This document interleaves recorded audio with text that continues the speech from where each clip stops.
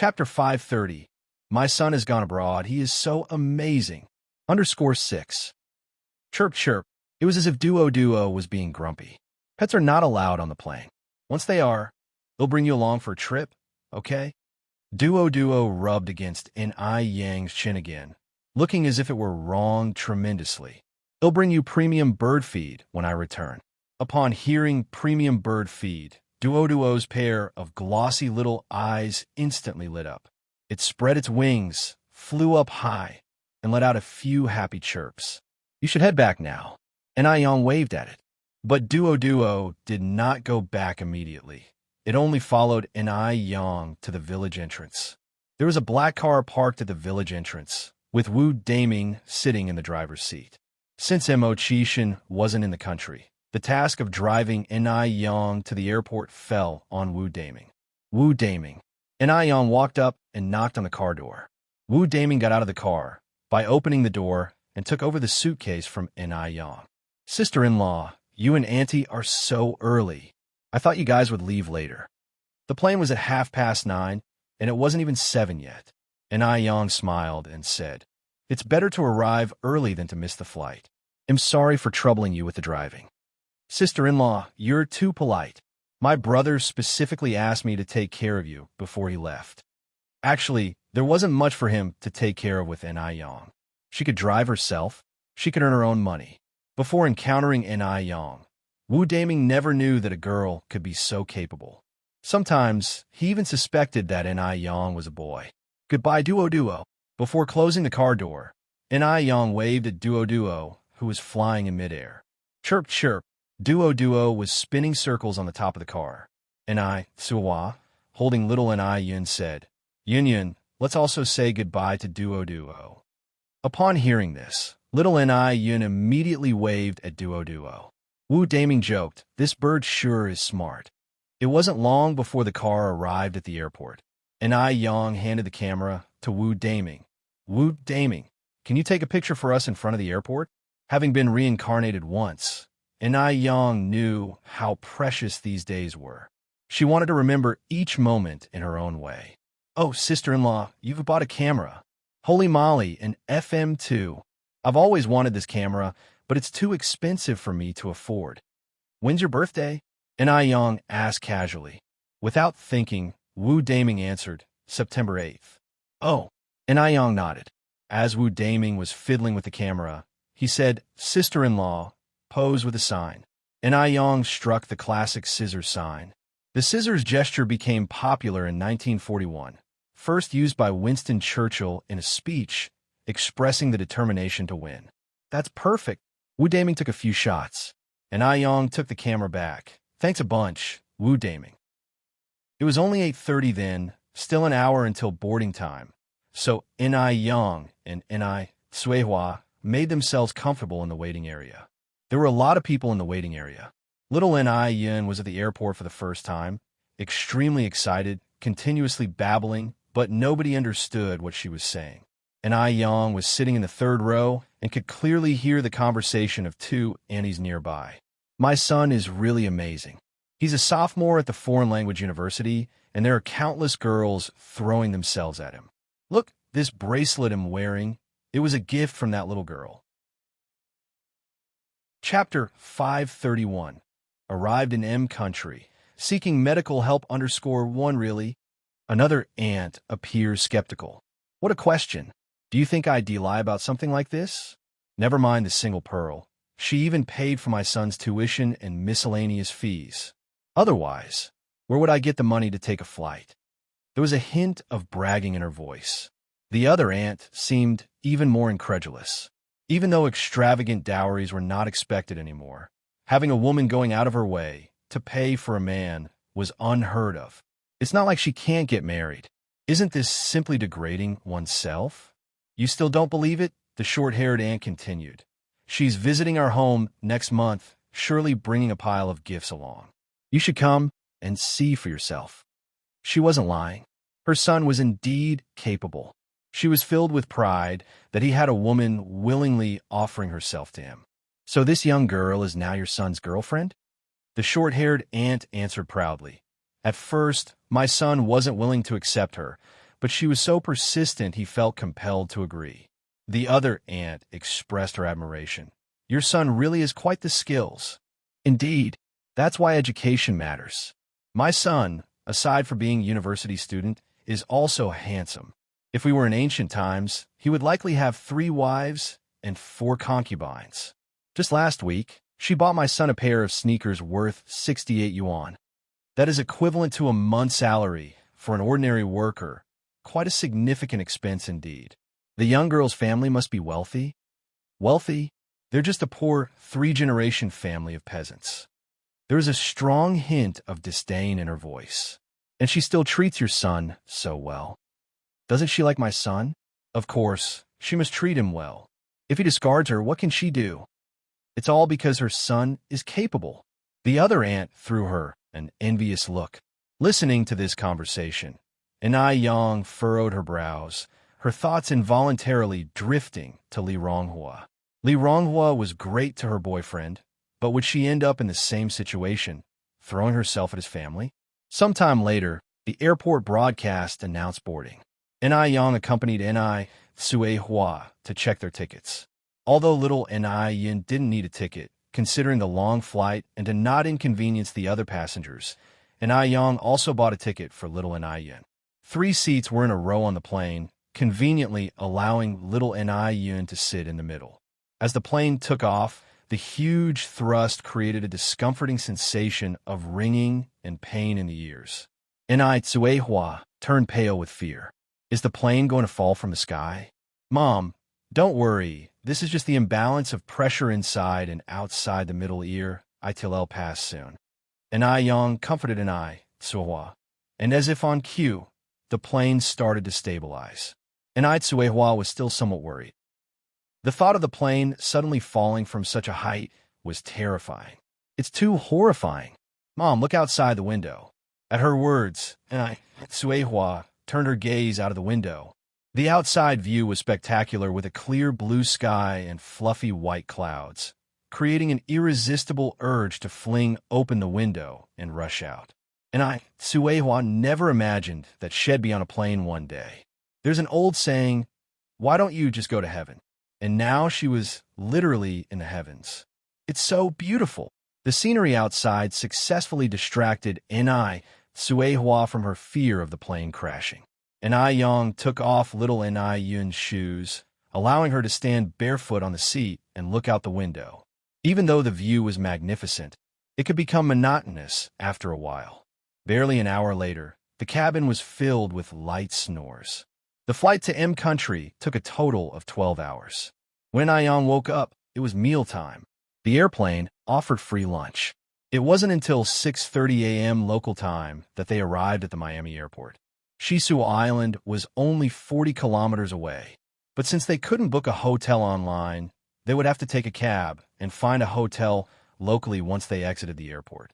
Luckily, Anai Yang had visited Shisu Island several times in her past life and wasn't unfamiliar with it. Even though the Shisu Island in this life was somewhat different from the one in her past, the general routes remained the same. Chapter 532. Arrived in M country, seeking medical help _2. Influenced by the invasion war, M country was much more prosperous than China during this period. Standing on the streets of Miami, Anai Yang had the illusion of returning to the future world. Being a coastal city, tall coconut trees were planted on both sides of the highway, along with wide tar roads, and youths in mini ultra-short skirts and denim attires with dirty braids. This was the first time Anai Hua had seen foreigners.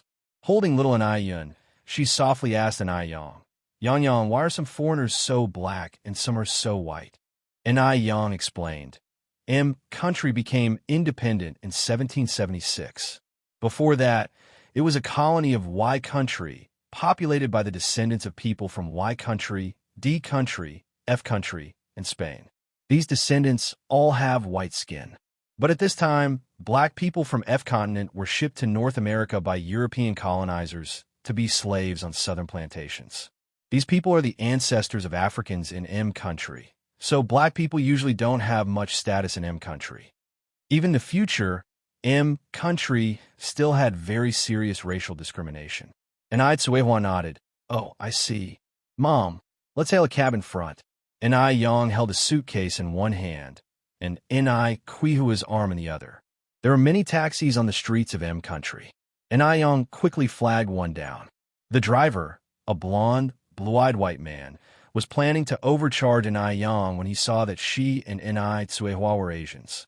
However, Yang's first words made him eat his words. Yang spoke fluent and authentic American English, even more standard than the broadcasters on the radio. Please go to Arizona's Peggy Lee Hotel. All right. The driver was stunned for a moment, and then started the engine, abandoning his plan to overcharge Yang smoothly. Both Suehua and little Yin dozed off after sitting on the plane for more than 10 hours. On the road, the driver, out of curiosity, asked, "Excuse me, ladies, can I ask which country you are coming from? Our country or H country?" And Yang gave a faint smile. None of the above. None of the above? The driver was taken aback. If it's none of the above, where are they from? He remembered that's what Asians look like. We're from China. And Yang continued. China? The driver expressed in surprise. In this era, most M country residents' impressions of China were still stuck in the sick man of East Asia period. The driver was genuinely surprised to discover that Yang was Chinese. It can't be denied that mother and daughter, Suehua and Yang, renewed his understanding of Chinese people. Yang nodded. Oh my God, your English is too good, the driver exclaimed. Thank you for the praise. The driver continued. Are you ladies planning to settle down in M country? Otherwise, how could your English be so good? No. Yang shook her head.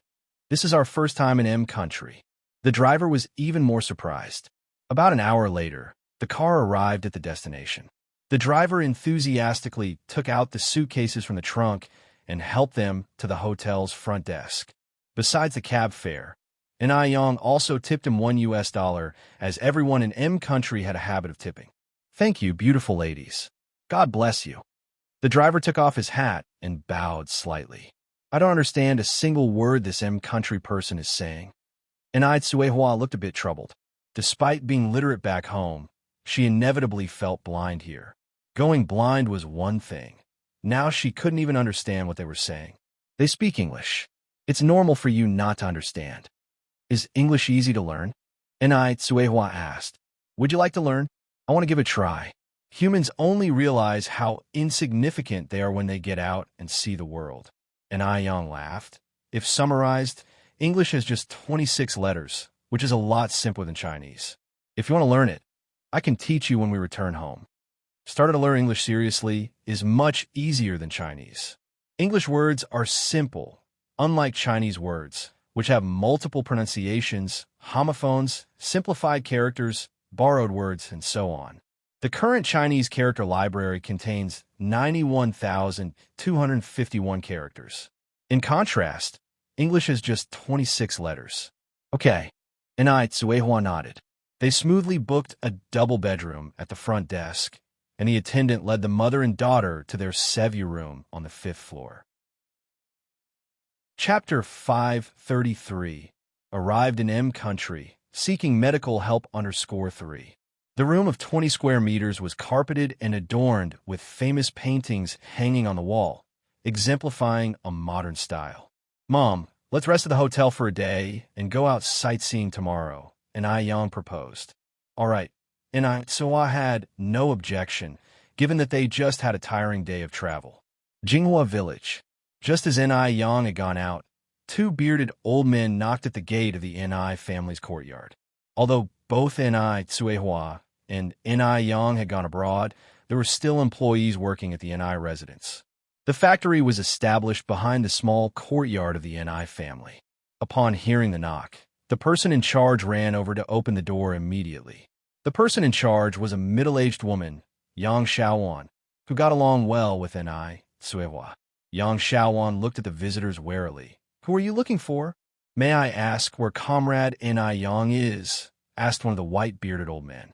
If Yang were present, This white-bearded old man would have been Dr. Wang Ili, who had treated Yang Guobao in the past. After curing Yang Guobao's epilepsy, Dr. Wang had sought to learn medical skills from Yang. Yang was a very generous person. She did not conceal or withhold her medical skills, and Wang Ili greatly admired her. This admiration led them to become close friends, with no difference in their ages. Yang is not at home. Do you need her for something? Yang Xiaowan continued. Wang Ili replied, My surname is Wang. I run a traditional Chinese medicine clinic in Beijing. I came to see Comrade Yang previously, and I need to see her urgently now. Do you know when she will be back? Yang Xiaowan continued. Yang went to M country for a trip yesterday. We don't know when she'll return. She's gone to M country? Wang Ili was somewhat surprised. A look of disappointment appeared on the face of the old man, standing next to Wang Ili. It's really unfortunate. Why would she suddenly go to M country? Yes. Yang Xiaowan nodded. What did she say when she left? Wang Ili asked immediately after. Yang Xiaowan said, She didn't say much. I think it'll be at least half a month before she can return. It would have been good if you had come a day earlier. All right, sorry to bother you. With no other choice, Wang Ili could only leave temporarily with another elderly man. This elderly man was Wang Ili's younger brother by 1 year, named Wang Yizhong. Wang Yizhong anxiously asked, What should we do now? Brother, do you know any other reliable peers you can recommend? Wang Ili replied, Don't worry. Aside from medical skills, traditional Chinese medicine also emphasizes a bond between the doctor and the patient. If the foreign woman cannot hold on until Comrade Yang returns, it means that it's her fate. Brother, why don't you come and take a look? Maybe you have a way. Wang Yizhong suggested. Wang Ili shook his head. The only person who has the potential to cure this disease is Comrade Yang. Wang Ili only regretted not learning more from Yang at that time. Although he takes pride in his high medical skills, the culture of traditional Chinese medicine is vast and profound, and learning is endless. Then he added, At this time, finding more Chinese medical practitioners would only make that Mr. Abner more skeptical about the capabilities of traditional Chinese medicine. Upon hearing this, Wang Yizhong's expression darkened. Then what should we do now? You don't know how those foreigners mock Chinese medicine. Especially that girl named Miss G. She doesn't take Chinese medicine seriously. Mentioning Miss G made Wang Yizhong angry. Even though she was Chinese, she belittled the centuries-old Chinese medical culture. Wait. Wang Ili squinted his eyes. What if the patient can't wait any longer? Wang Ili helplessly said, Then it can only be said that she has no fate with Chinese medicine. Wang Yizhong said, Isn't that the same as admitting in front of those people that Chinese medicine is incapable? As Chinese medicine practitioners, who would want to admit that Chinese medicine is incapable? If Chinese medicine were truly incapable, it wouldn't have been handed down for thousands of years in China. But at the moment, they had no other options. Wang Ili continued, You don't need to take it to such an extreme. The patient has been ill for over a year, and she has managed to pull through this whole time. It's unlikely that something will happen in these few days. Wang Yizhong sighed. There's nothing we can do then. After saying this, he asked, Brother, is this comrade really that amazing as you say? Wang Ili said, Let me put it this way, if even Comrade Yang can't cure this disease, then it truly is incurable. Chapter 534. Arrived in M country, seeking medical help _4. The Wang family have been practicing traditional Chinese medicine for generations, and Wang Ili is exceptionally skilled in medical arts. There are few people he greatly admires. Yang was the first. Wang Yizhong also grasped the weight of this sentiment. Then we can only take this approach currently. Upon reaching the edge of the village, Wang Yizhong got into a different car. Bro, I'm going to pay Mr. Abner a visit. Go ahead. Wang Ili nodded. Just as their car stopped before the manor, Ji Ro walked over from the other side, her face filled with mockery. Dr. Wang, how did it go? Did you manage to invite the divine doctor? Though Dr. Wang didn't feel like engaging Ji Ro, she was, after all, in charge here, It happens that the divine doctor was not home today. He went on a trip to M country. Oh, really? Ji Rao's mouth twitched into a smirk. Dr. Wang, is it really that hard to admit that traditional Chinese medicine doesn't work? You know, once someone tells a lie, they have to tell 100 more to cover it. What nonsense about a divine doctor? It was just an excuse by Wang Yizhong. Ji Rao just didn't believe that there was such an effective divine doctor in China. Do I have a reason to lie to you? Wang Yizhong retorted angrily. Ji Rao laughed. Do you think I don't know what you're thinking? Your wife's malady is clearly a matter of days. You're just trying to buy time. By then, you can take credit in front of Mr. Abner. After all, if there's no merit, at least there's hard work. I'm not as shameless as you think, Ji Rao continued. I fear you're even more shameless than I've imagined. Wang Yizhong was really furious. He had never encountered such a disrespectful junior. Are you or are you not a Chinese? I am now, Ji Rao continued. But don't worry, after tomorrow I won't be. She had already applied for immigration. With the help of Mr. Abner, her visa would be approved by tomorrow. After tomorrow, she would be a bona fide citizen of F country. Just then, Mr. Abner walked out. Dr. Wang, you're back. How'd it go? Did you see the divine doctor? The anger on Wang Yizhong's face faded a bit. He regretfully shook his head. Unfortunately, the divine doctor just happened to go abroad. Mr. Abner frowned slightly. When will the divine doctor be back? Before Wang Yizhong could speak, Ji Rao interjected. Dr. Wang, is the divine doctor's return indefinite? She deliberately emphasized the words divine doctor and indefinite, imbuing them with a hint of ridicule. Wang Yizhong's face turned a shade darker as he nodded. Ji Rao's face broke out in a smile. Mr. Abner looked at Wang Yizhong, his face full of disappointment. He had put all his hopes on him, but Wang Yizhong had repeatedly disappointed him. At this point, Mr. Abner couldn't help but doubt, is traditional Chinese medicine really effective? If so, why are these people consistently evasive? You can leave first. Mr. Abner looked at Wang Yizhong. Mr. Abner, go back. Mr. Abner continued, come back when you find the divine doctor. Ji Rao walked up to Wang Yizhong and gestured a please leave. Her lips curled into a smile. Dr. Wang, please. With no other choice, Wang Yizhong had to follow Ji Rao and leave. Just as they were about to reach the gate, Wang Yizhong suddenly turned back. Mr. Abner, rest assured, he'll definitely invite the divine doctor to treat your mother's illness. He was determined to reclaim the dignity of traditional Chinese medicine. Mr. Abner didn't say anything. He just turned around and went into the house. Ji Rao mocked. Dr. Wang, it's broad daylight. How can you still dream? Wang Yizhong snorted and left with a flourish of his sleeve. M Country, Miami Hotel. After resting in the hotel for a day, she woke up refreshed the next morning. After freshening up, Yang started picking out clothes in front of her suitcase.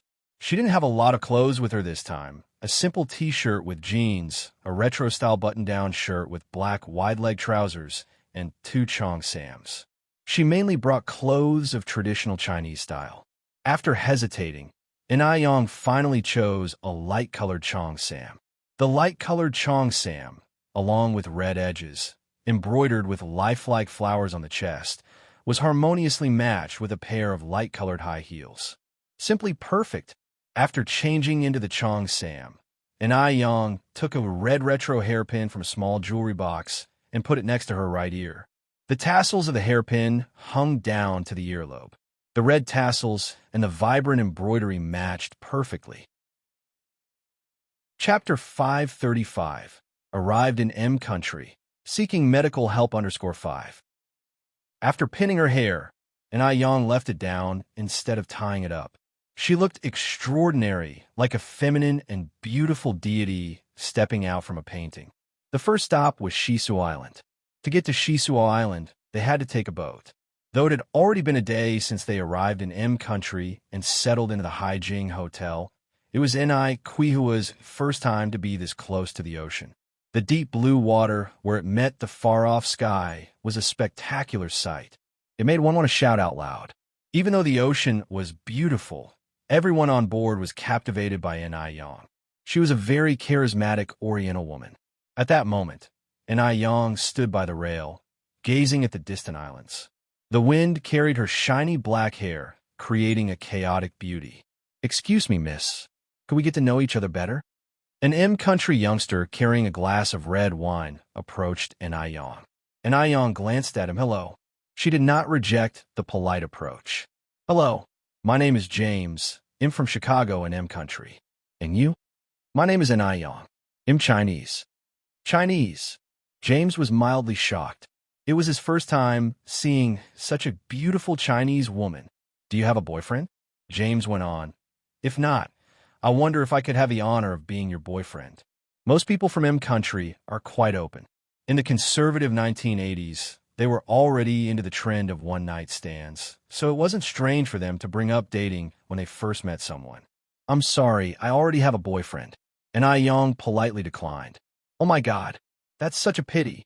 Your boyfriend must be really outstanding, right?" James could hardly imagine the kind of Oriental man that could match this beautiful lady. Yang slightly nodded. "Yes, he is indeed a very outstanding person. To outsiders, Mo Chishan might seem incompetent and useless. But in the heart of Yang, he was the one and only Mr. Mo. Even after finding out that Yang had a boyfriend, James wasn't disheartened, and he invited her to join him. However, she politely declined. After James left, many other men approached Yang and tried to flirt with her, but she politely declined them as well. Suewa didn't understand what they were saying and curiously asked Yang, "Yang, what are they saying to you?" Yang smiled and replied, "Nothing important, just some casual flirting." "Oh," Suewa nodded. Soon, the boat docked on the island. There were already numerous people bustling on the beach, men in swimming trunks and women in bikinis. Upon seeing this, Suewa immediately covered her eyes. "How can they dress like this? I can't bear to watch. How could they just wear their underwear and come out?" And there were adult men here too. Suehua, being a traditional woman, could not accept this kind of dressing. Yang laughed. "Mom, this is called a bikini. It's specially worn for swimming. Don't think they're exposing too much. They've covered what needs to be covered." No, I can't watch." The people of country had voluptuous bodies, and when they wore bikinis, it was even more provocative. No wonder Suehua couldn't accept it. Yang pulled her mother's hands away from her face. "What are you avoiding? Look around a little more. You'll get used to it. Almost all swimmers dress like this." Suehua immediately replied, "I don't want to dress like this, and I don't want to swim." All right, we'll just stroll along the beach and pick up some seashells. Is that okay?" Yang led Suehua towards a less crowded area. There were many fun things to do by the seashore. Suehua and little Yin played with the sand, while Yang went to rent beach chairs and an umbrella. She also bought 2 huge sunglasses on her way. "Mom, this is for you." After putting on her sunglasses, Yang handed the remaining pair to Suehua. The sunglasses were large and covered most of Yang's face once she wore them, leaving only the snow-white skin and red lips visible. Even though the Cheongsam was of vintage style and the sunglasses were modern, there was no inconsistency when worn together on Yang's face. Yang, with her little shovel, was treasure hunting on the beach, and she even found a beach sea star in the shallow water. "Mom!" Yang quickly called Suehua. "What is it?" Suehua immediately came over, carrying little Yin. "Mom, look here. Is this a star?" Suehua curiously asked. "Oh, why is it moving?" Yang explained, "This is a starfish, a marine creature. Can it be eaten?" Suehua asked further. Yang nodded. "Yes, it's edible, but this one is too small."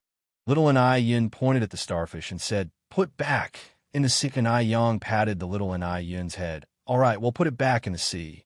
"Mom, let me take a picture of you." "Okay."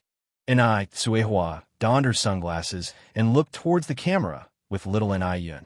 With a click, the camera captured this beautiful moment. Just then, a little girl collecting seashells walked by. Yang handed her the camera. "Excuse me, could you help us take a photo?" "Of course." The little girl happily took the camera. Being able to photograph such beautiful people was an honor for her. The little girl Click took several photos in succession. Thank you. You're welcome. The little girl handed the camera back to Yang, extending a friendly hand. My name is Emily, and I'm 18. Nice to meet you. Yang smiled and shook her hand. Nice to meet you, too. My name is Yang. I'm also 18 this year. Oh my God, what a coincidence. Emily exclaimed. Yes. Yang continued. That's my mom, and that's my little sister. Your family is all so gorgeous, like angels. In M country, the highest compliment one could give to another was to compare them to angels. You're very beautiful, too. Soon, Yang made her first good friend in M country, Emily. At noon, Emily took Yang and her family to the most delicious restaurant on the island.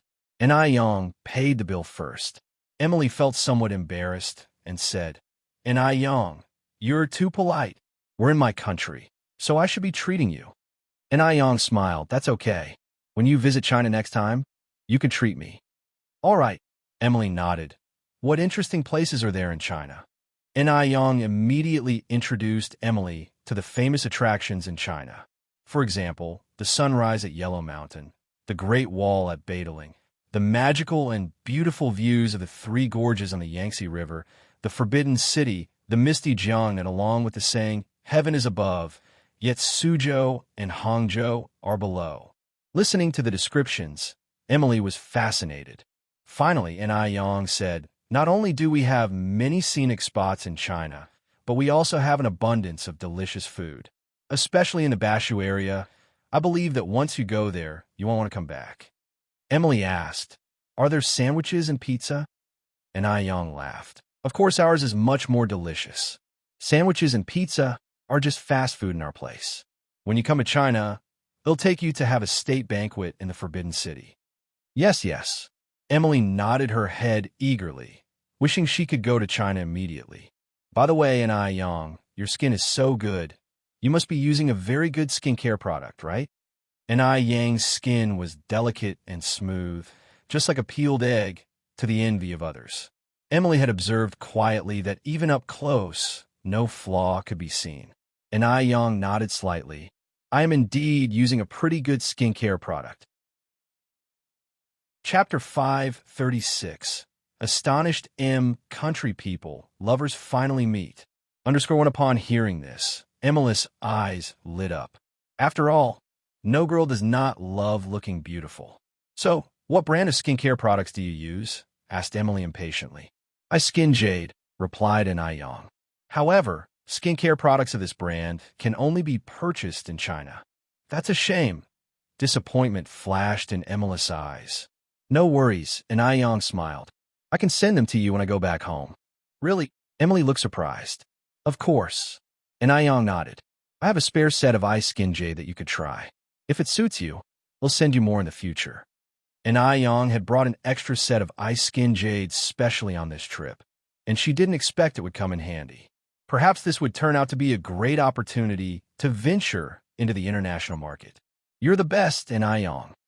Emily exclaimed while hugging Yang. We're friends, after all. Yang patted Emily's back. Let's go to the shallow beach for a swim this afternoon, suggested Emily. Sure, but I have to discuss it with my mom first. Yang thought it might be a bit challenging to persuade Suehua, who is still uncomfortable with bikinis, to go swimming. They'll go rest now. They'll come back and meet you at 1 o'clock in the afternoon. Okay. Yang nodded. There were rooms on the island for travelers to rest. After returning to her room, Yang suggested, Mom, let's go swimming in the afternoon. I won't go, I want. Suehua shook her head immediately. There was no way she could go out in such revealing attire. Come on, let's go. Yang continued. We're modern women now. We should be open to new things. Also, not all swimsuits are revealing. We can choose ones with more cloth. It was also a way for them to grow. Suehua couldn't always live like she was in a feudal society. It's still embarrassing. There's so many people on the beach. Suehua was still hesitant. Let's go. We're already here at the seaside.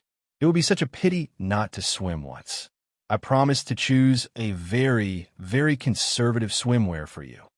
After much persuasion from Ni Yang, Tsuehua finally agreed reluctantly. At 1 in the afternoon, Emily came in to meet Ni Yang on time. Ni Yang, Emily, we're going to pick out swimsuits now. Do you want to come with us? Emily nodded, sure. They all went to choose their swimsuits together. The store had more variety of bikini swimsuits, and there were both male and female customers. Tsuehua felt embarrassed. Mom, this one would fit you perfectly. Ni Yang picked up a sleeveless and boxer-style swimsuit and handed it to Tsuehua. Isn't this bottom too short? Tsuehua kind of detested it. Ni Yang laughed and said, compared to the triangular ones, the boxers are already conservative. Forget it, I want swim. This one's fine. Ni Yang pushed the swimsuit into Quihua's hand. Look at how people wearing bikinis are swimming in the sea. This is so conservative compared to them. What are you still worried about? We are living in a new era. We have to keep up. Well, Tsuehua was still hesitant. Stop hesitating and go try them on. Ni Yang coaxed her towards the fitting room. Ni Yang, I think this one would look great on you. Emily picked out a sexy string bikini and handed it to Ni Yang. If Ni Yang really wore that outfit, Tsuehua might faint on the beach. No. Ni Yang quickly waved her hand. This one is too sexy. I think this one is just right. Ni Yang casually picked up a halter-neck swimsuit. Even though she felt free, Ni Yang still had to consider Quihua's feelings. Your figure is so good. What a waste to wear this one, said Emily. Ni Yang replied with a smile. This one looks very good too. After a while, Tsuehua came out of the fitting room in her new swimwear. It was quite snug, and she felt very uncomfortable, hiding her arms and legs with her hands. Oh my God, Auntie, your figure is amazing. Emily exclaimed in surprise. Quihua's figure didn't seem like someone who had several children. It was so good that even Emily, a young girl, was envious. Mom, you look fabulous. You don't need to cover yourself, said Ni Yang, laughing. Tsuehua wrinkled her brow slightly. This is too tight. It's uncomfortable. Chapter 537. Astonished country people, lovers finally meet. _2. No problem. You'll get used to it. Ni Yang brought Tsuehua to the mirror. Look at how beautiful you are.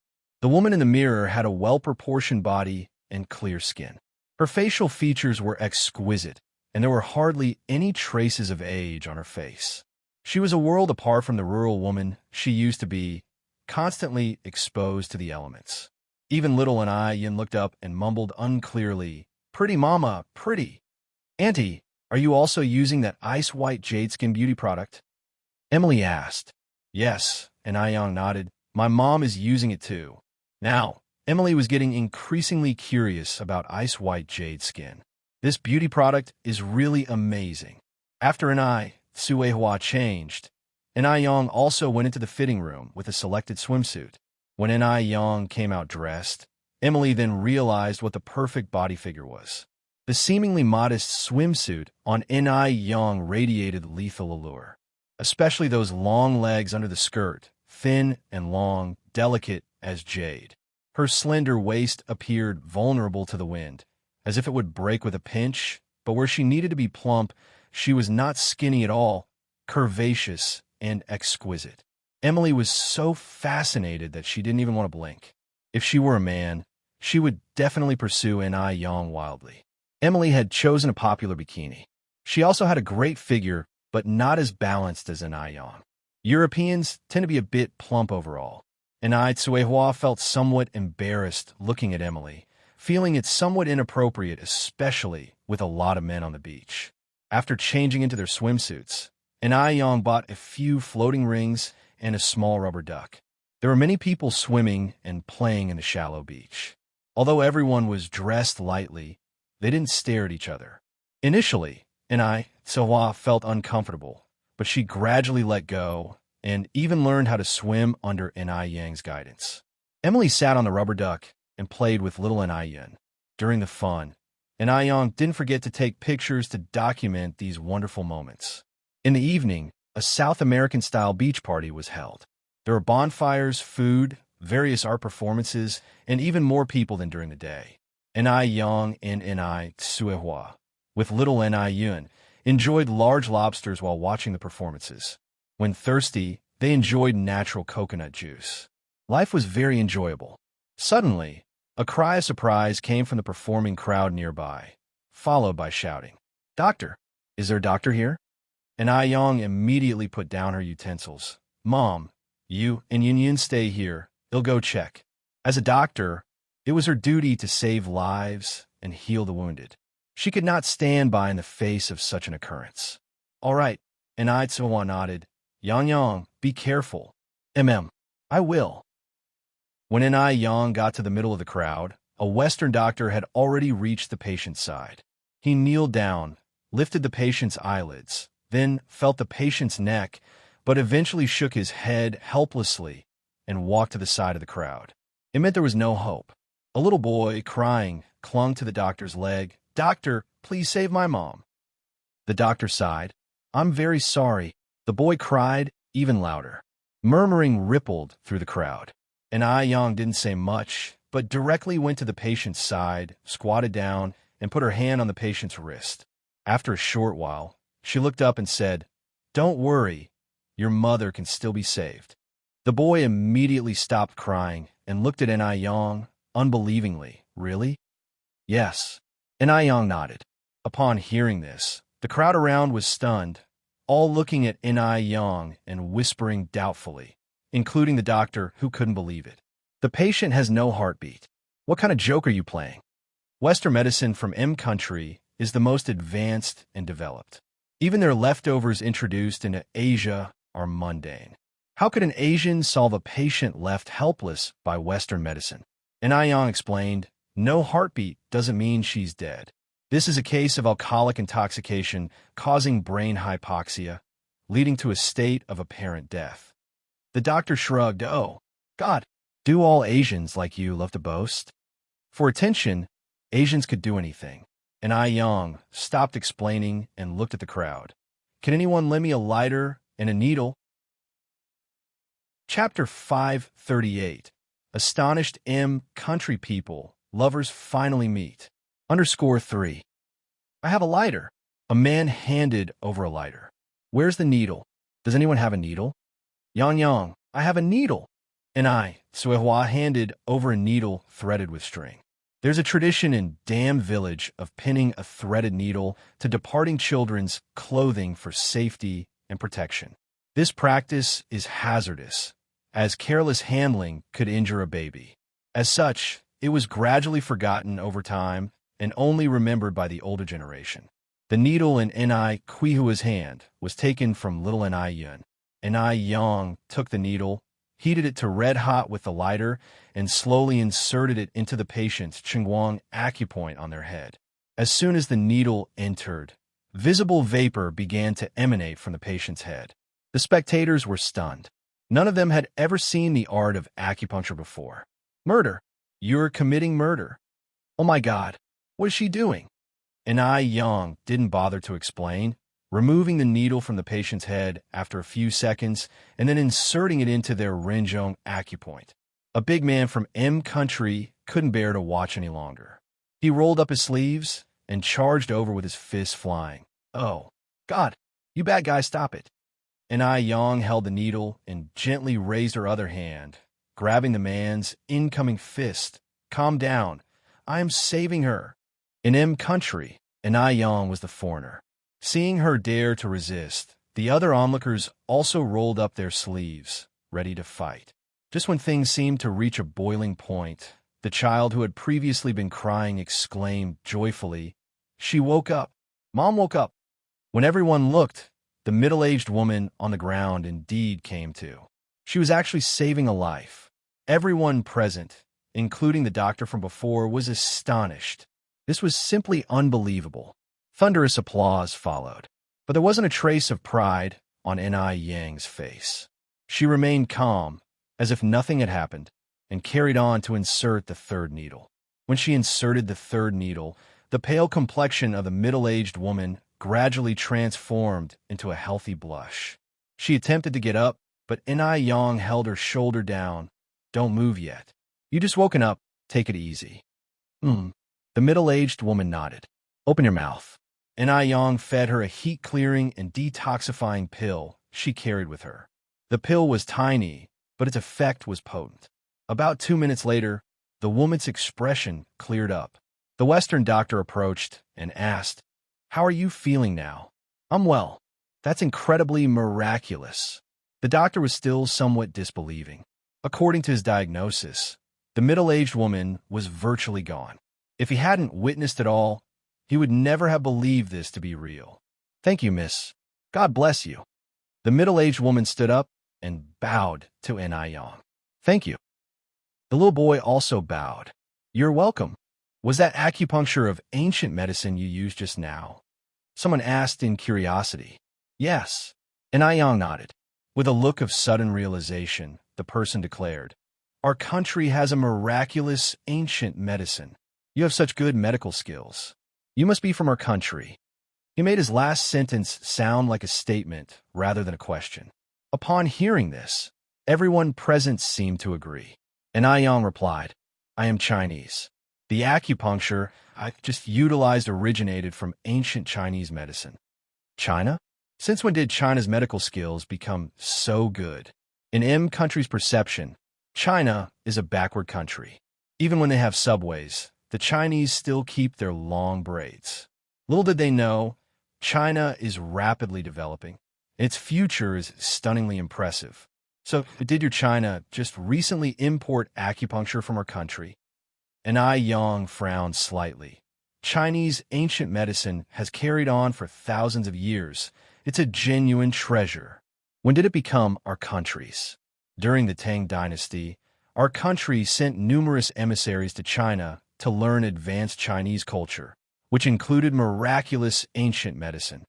When it came to national interests, Yang obviously had to make things clear. "In reality, our country learned many things from China, such as the tea ceremony, and even their traditional attire kimono was modeled after ancient Chinese Hanfu. However, the people of our country, being selfish by nature, took these elements, revised history, and claimed them for their own." Chapter 539. Astonished country people, lovers finally meet. _4. Yin conducted herself with neither servility nor arrogance, impressing everyone around her. So, China had become this strong. "This beautiful lady, my name is Sarah, and this is my son, John. Please tell me your name, as I must thank you properly," Sarah asked. Yin responded with a smile. "There's no need to thank me. By the way, do you have a pen and paper?" She had saved a life out of duty. If she possessed medical skills but refused to use them to save lives, it would be morally wrong. "Yes, I do." Sarah took out a small notebook and a pen from her bag and handed them to Yin. Yin grabbed them and began to write on the paper. After about 2 minutes, she returned the items to Sarah. "This is a prescription.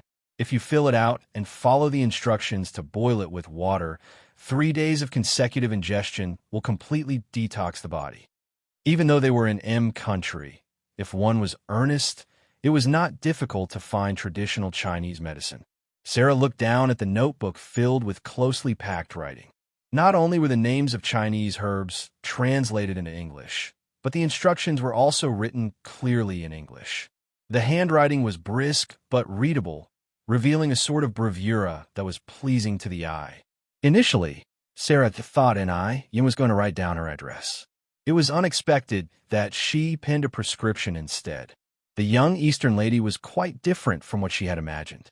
Just as Sarah wanted to say something, the girl who was previously before her had mysteriously disappeared from sight. "My dear, we've met an angel," Sarah exclaimed excitedly while holding on to John. Yin and Suehua headed for a magic show. Unfazed by the incident, both mother and daughter continued their day. Suehua marveled at the magician performing tricks like metamorphosis and alcoholic teleportation. "My goodness, this is amazing." This was her first time watching a magic show.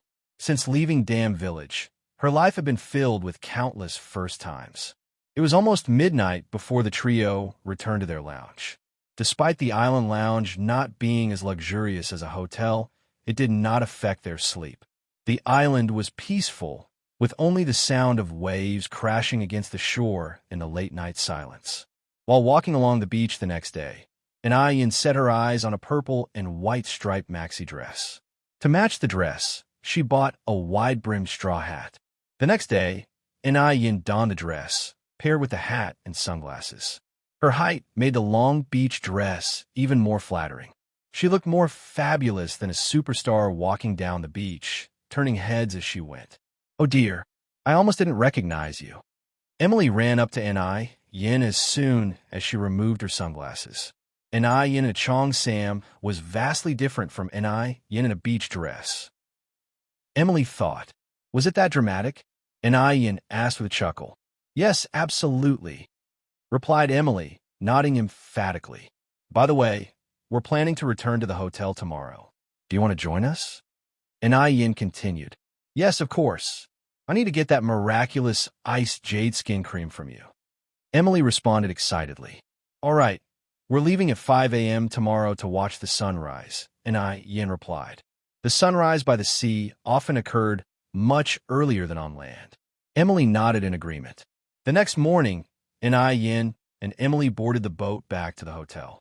Despite her numerous trips to the islands in her previous life, this was Anayin's first time watching a sunrise at sea. Standing at the end of the deck with a glass of aromatic red wine, watching the sun slowly rise was an incredibly surreal experience. The sunrise over the ocean was more spectacular than on land, especially when the sea turned red with the reflection, creating a wonderful scene of the sky mirroring the sea. Splash! Something leapt out of the water. "Ah, doggy!" Little Anayin clapped excitedly. At just over a year old, she had yet to learn the names of all animals, and thus referred to everything as doggy or birdie. Anayin laughed and corrected her. "Yin, that's not a doggy. It's a dolphin." The ocean in M country during the 1980s was unpolluted, and dolphins were not overfished. The marine ecosystem was well preserved. Spotting dolphins in the sea was not a rare occurrence. Chapter 540. Astonished M country people, lovers finally meet.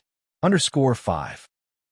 However, the sight of dolphins leaping out of the sea at sunrise was rare, so Inayong immediately picked up her camera to capture the moment.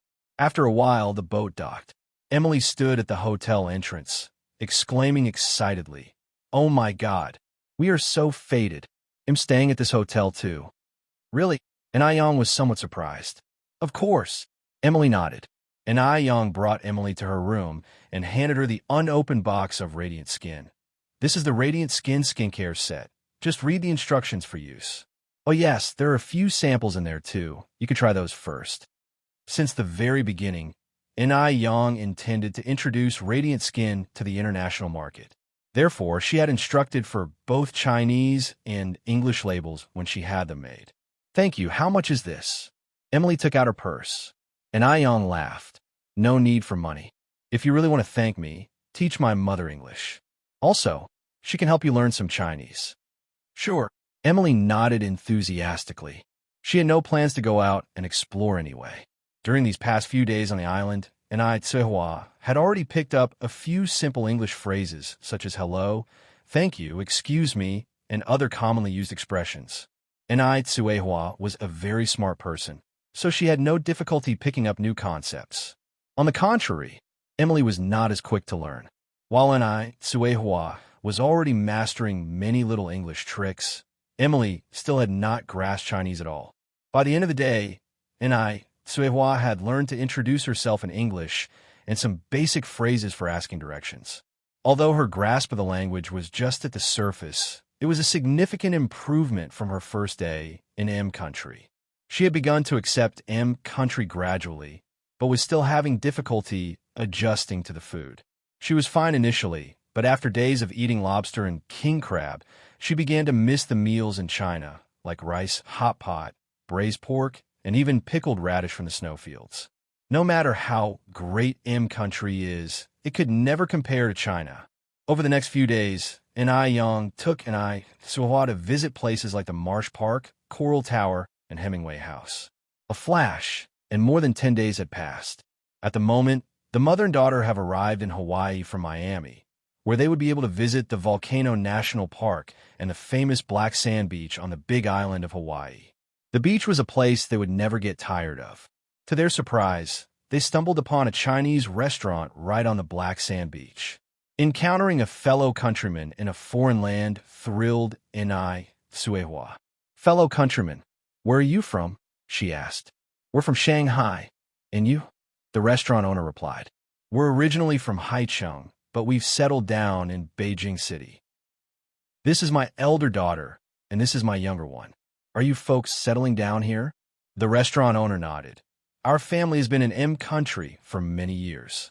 In the end, so I'll order dishes such as fish-flavored eggplant, braised egg, braised pork, braised sea fish, and vegetable tofu soup. The dishes were slightly sweet and salty and had the authentic taste of Shanghai.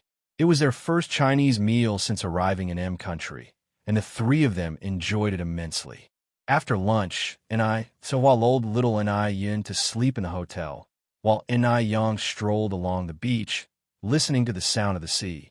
She was wearing a burgundy Chong Sam, her hair cascading down her back, a crystal clip on her ear, carrying a pair of small leather shoes, revealing white ankles as smooth as jade, her toes buried in the black sand, looking like a row of delicate little seashells.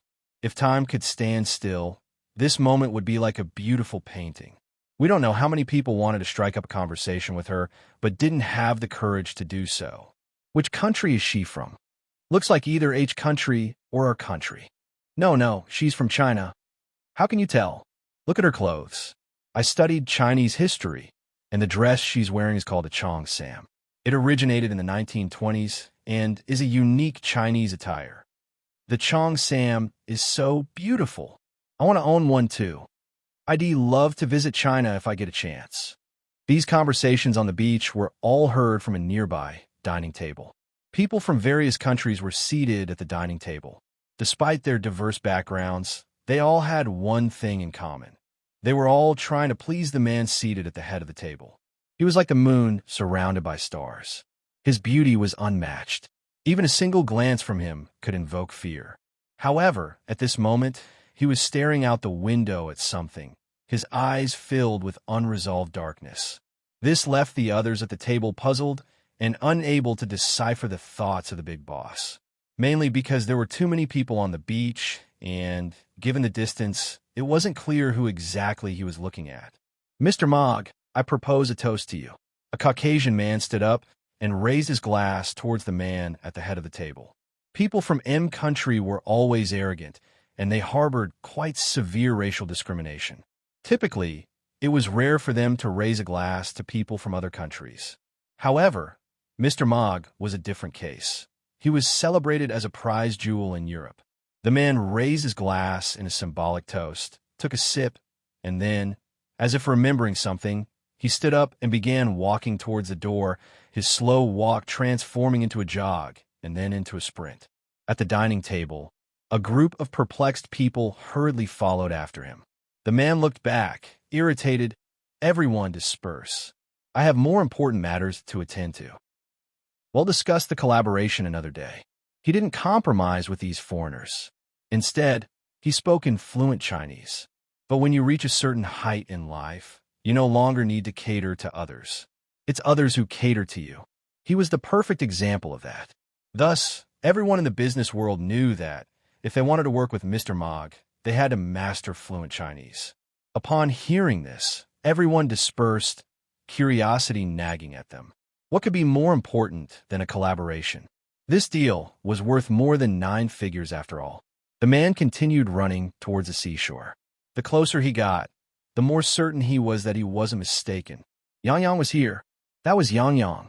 He hadn't expected to see Inai Yang here, and Mo Chishin felt his heart racing as though it might jump out of his chest. At this moment, this mysterious boss, usually so elegant and reticent, was as excited as a 3-year-old child. It was similar to how a monkey burst out of a stone in the 1988 adaptation of Journey to the West. He wanted to surprise Yang Yang, and then kiss her hug her, lift her up high. The fantasy was rich, but reality was raw.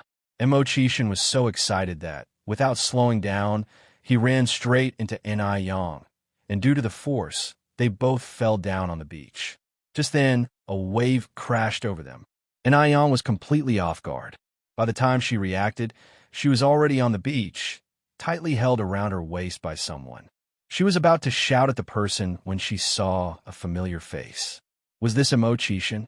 Yang reached out to pinch his face. It felt real, and the skin under her fingertips was quickly turning red. "Does it hurt?" she asked. "No," Immerse replied. "No pain? Was she dreaming?" Yang applied more pressure. "Does it hurt now?" Immerse's face reddened from a pinch. "Wife, it kind of hurts now," he said pitifully. Since he felt the pain, it meant she wasn't dreaming. Yang's expression slowly turned to surprise. "Brother Immo." "Wife." Immerse planted a fierce kiss on Yang's face. Finding it not enough, he kissed her once again. One of Immerse's men, responsible for his safety and watching them through binoculars, was astounded. Oh my God, the one pinning the young girl down on the beach and kissing her, was that really their boss? Chapter 541. Ancient Castle, Private Jet, and the stunned Suehua. _1 perhaps. It's an illusion? He puts down the binoculars, rubs his eyes, and when he looks through them again, the scene hasn't changed. He gives his thigh a pinch, unwilling to believe what he's seeing. Ouch! It hurts! Damn it! This isn't an illusion. Gaping in disbelief, he continues studying the scene. The usually stern and unsmiling boss was now atop a young girl, unashamedly taking advantage of her. Then he must have done something to anger her, because she raises a hand and twists his face fiercely. Witnessing this, he could only kneel before her in awe. If he hadn't seen this with his own eyes, he would never believe that the mighty boss could be so smitten by a young girl. The boss he knew was aloof, stern, devoid of female company, and had even coldly rejected the confession of love by the Prime Minister's daughter of Y Country. Despite her threatening suicide, he didn't bat an eyelid. Therefore, they had all guessed that perhaps the boss had a problem of some sort, which was why he had turned down the Prime Minister's daughter. After all, she possessed power, influence, and the title of Y Country's most beautiful woman.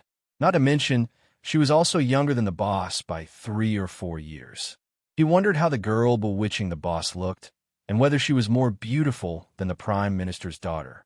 In his line of vision through the binoculars, he could only make out a blurry side profile of the girl. Her skin was fair, and her hair was black. She probably wasn't from M Country, but she couldn't certainly be identified as Chinese either, since residents of her country and H Country looked quite similar to Chinese people. The most inferior pursuer that the boss had ever had was the Prime Minister's daughter of Y Country. This girl might be a princess or a rich heiress from some Asian country. "Big brother Mo, please get up," and Yang additionally pushes Immerse. "Can I kiss you again?" "No." And Yang turned her face away. "Please get up. Just one more kiss." Immerse lowered his head and nibbled her chin. All right, you can stop now. I've kissed you so many times, you should kiss me back. Otherwise, it isn't fair." Immerse came forward with his lips. "Mr. Immo, I've found that you're becoming more and more shameless." And Yang slapped his face. Immerse responded earnestly. "What's the importance of face? Is it more important than having a wife?" And Yang, "This man is such a dog." And Yang raised her head and symbolically kissed him, only for Immerse, sporting an expensive wristwatch, to suddenly hold the back of her head. The subordinate on the other side silently put down his binoculars. Before he did, he couldn't help but complain, "Where is the boss putting his hand now?" Who would have guessed that the boss was like this? After a while, they finally stood up from the beach to take a stroll along the shore.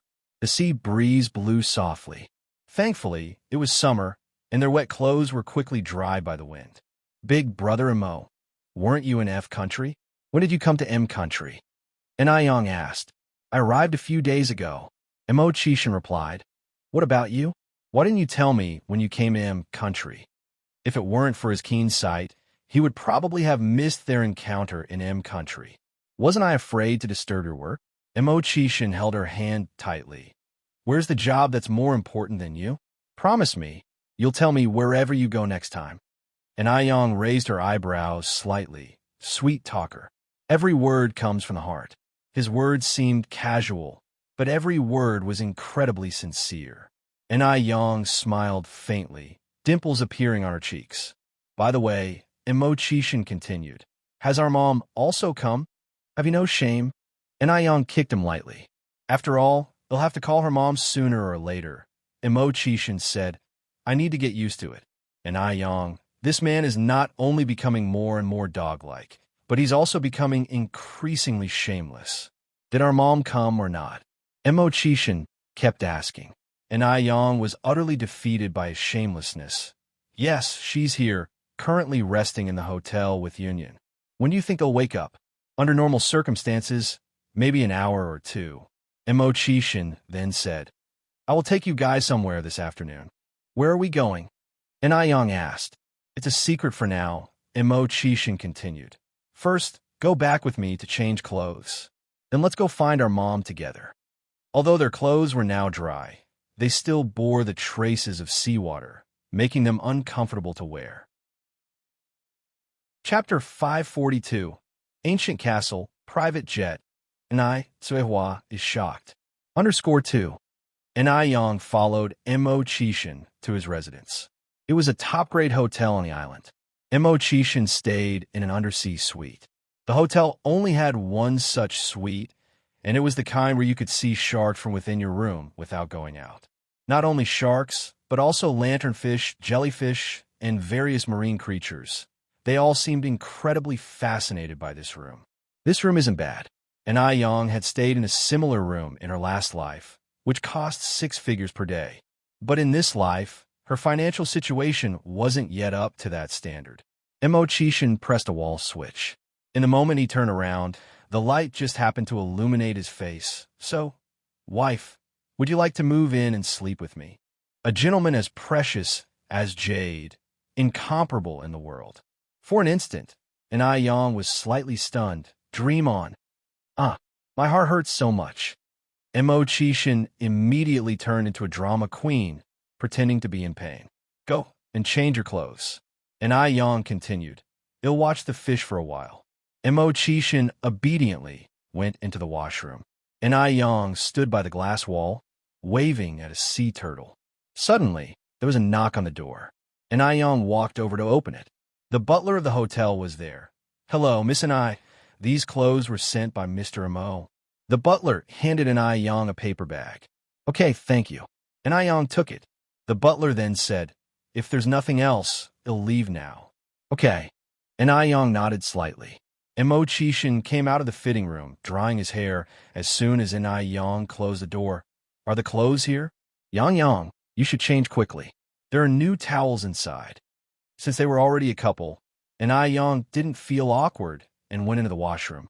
Only when she took the clothes did she notice that Mo Chishan had even prepared her underwear. And the size was incredibly accurate. Did this dog of a man have a ruler in his hands? And Aiyong's ears turned slightly red. After zoning out for a bit, Aiyong picked up the shower head to bathe. Because her hair had some sand on it, she also shampooed her hair. After her bath, she felt completely refreshed. It was incredibly soothing. What Mo Chishan had prepared was a beautifully embroidered cheongsam. The embroidery on the cheongsam was incredibly intricate, adorned with rubies and pearls. Such lavish decoration looked neither vulgar nor ostentatious on Aiyong, but rather exceptionally fresh and aesthetic. When Aiyong came out, Mo Chishan had already finished drying his hair. He waved at Aiyong. Come here, wife. Let me dry your hair. And Aiyong walked over. I can do it myself.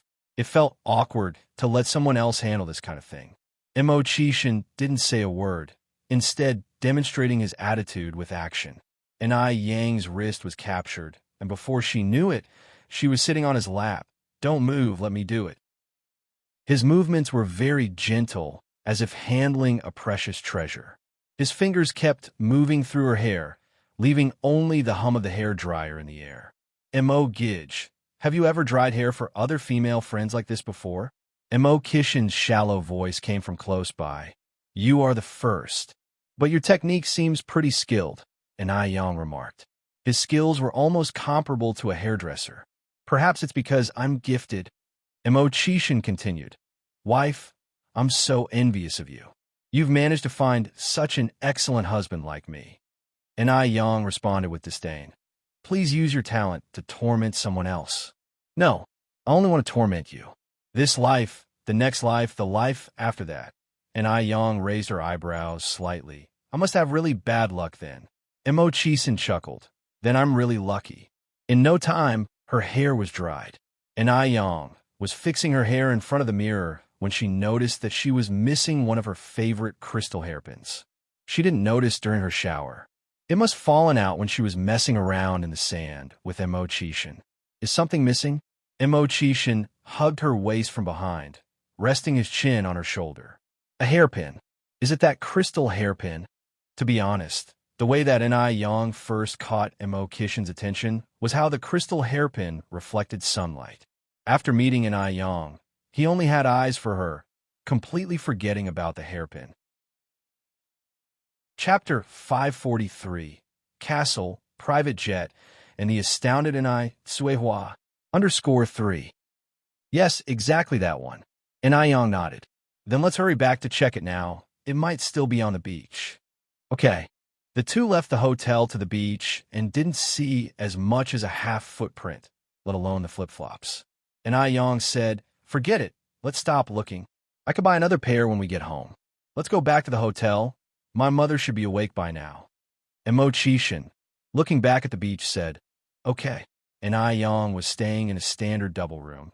There was a small living room and a kitchen, but they were on vacation and not really cooking, though Suehua would make some vegetable and lean meat porridge every morning, because she really couldn't get used to the breakfast here. Hello, Auntie. Seeing Mo Chishin, Suehua exclaimed surprisingly. Xiaoma, when did you come? I just arrived not long ago. Little and Ai Yun said excitedly, brother-in-law, brother-in-law. Mo Chishin, like a magician, pulled out a piece of candy for Little and Ai Yun. Little and Ai Yun was even happier, laughing so much that she almost stomped a hole in the ground. Brother-in-law, again. The term brother-in-law was so pleasing to hear, and Mo Chishin generously offered Little and Ai Yun another piece of candy. Mom, Brother Mo said he wants to take us out this afternoon. Where are we going? Suehua asked. I don't know that. And Ai Yang shrugged. He said it's a secret. Mo Chishin glanced at his watch. It's about time. Let's go out now. And Ai Yang nodded. The three adults and one child left the hotel. In order not to disturb the young couple, Suehua deliberately walked behind, holding the child. With Suehua there, Mo Chishin behaved properly and didn't dare to make any inappropriate moves. Even holding Ai Yang's hand required hesitation. Being affectionate in front of elders seemed a bit inappropriate. What if his potential mother-in-law thinks he's too frivolous? Brother Mo, it seems like there is no way forward, and the pier isn't this far away. And Ai Yang expressed her doubt. Could it be Mo Chishin planned to take them on a jungle adventure? Mo Chishin laughed. Don't worry, I won't sell you. The area ahead was a wide, dark beach, which seemed to be dominated by the four of them. There were no tourists, and several coconut crabs were lazily bathing in the sun on the beach. If it were not for the fact that they were tired of coconut crabs and various seafood, and Ai Yang would definitely run over to catch them. Just then, a rumbling noise suddenly resounded in the sky. This sound, was it the sound of an helicopter? And Ai Yang frowned slightly, and as she looked up, indeed saw a helicopter flying over. Was this helicopter here to pick them up? Suehua was also slightly stunned. Though she had been on a plane, this was her first time seeing a helicopter. In a short while, the helicopter landed in front of them. The cabin door opened and a tall pilot came out and respectfully said, Sir. Mo Chishin gave a slight nod, then said, Andy Yang, let's go in first. Suehua, holding the child, went in first. Mo Chishin and Ai Yang followed. As they ascended the steps, Mo Chishin carefully held onto her slender waist. As they seated inside the cabin, Suehua still felt surreal. Xiaoma, is this helicopter yours? Yes, Auntie. Immerse nodded. At a time when ordinary homes couldn't even afford a bicycle, Immerse actually owned a helicopter. He must be really rich. This helicopter must be very expensive, right? Suehua asked. Immerse replied, It's okay. Not too expensive. The pilot seated in the cockpit thought. Indeed, not too expensive. An 8-digit price tag in USD for a helicopter is really not much. And Yang had actually noticed back at the hotel that Immerse was not one to flaunt his wealth. He must have a very successful business abroad. Otherwise, he wouldn't be able to afford such an underwater suite. If Immerse was really a prodigal, the Mo family's assets would not have been enough for him to squander. However, Yang is not interested in his real identity, because from the beginning, the man she fell in love with is Immerse. No matter who he is, she will always stay faithful to him. But Yang never expected that Immerse would actually arrange for a helicopter to come pick them up. Brother Imo, can you tell us now where you're taking us? Yang turned to look at him. Keep it a secret for a little while longer. Immerse continued. You will know when we get there. Chapter 544. Ancient Castle, Private Jet, and the Stunned and Eyed Suehua. _4. The helicopter flew for about 2 hours before finally landing on top of a mountain. But this wasn't just an ordinary mountain. It was a very grand castle.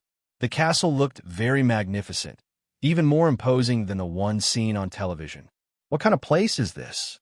Eyed Suehua had never seen such a castle before. This is Rust Castle, Immerse explained. Yang's tone was light. Brother Imo, did you buy this place? Yes, Immerse nodded. Eyed Suehua was stunned once again. Although she knew the Mo family was rich, she didn't know just how wealthy they actually were. Let me show you around. Immerse led the way. This was the first time Immerse had brought a woman to the castle. The first person to be taken aback was the butler, Old Tom. Then it was the servants. Could the most beautiful one be the mistress of the castle? Indeed, she's a very beautiful Oriental girl. Old Tom immediately went to prepare dinner.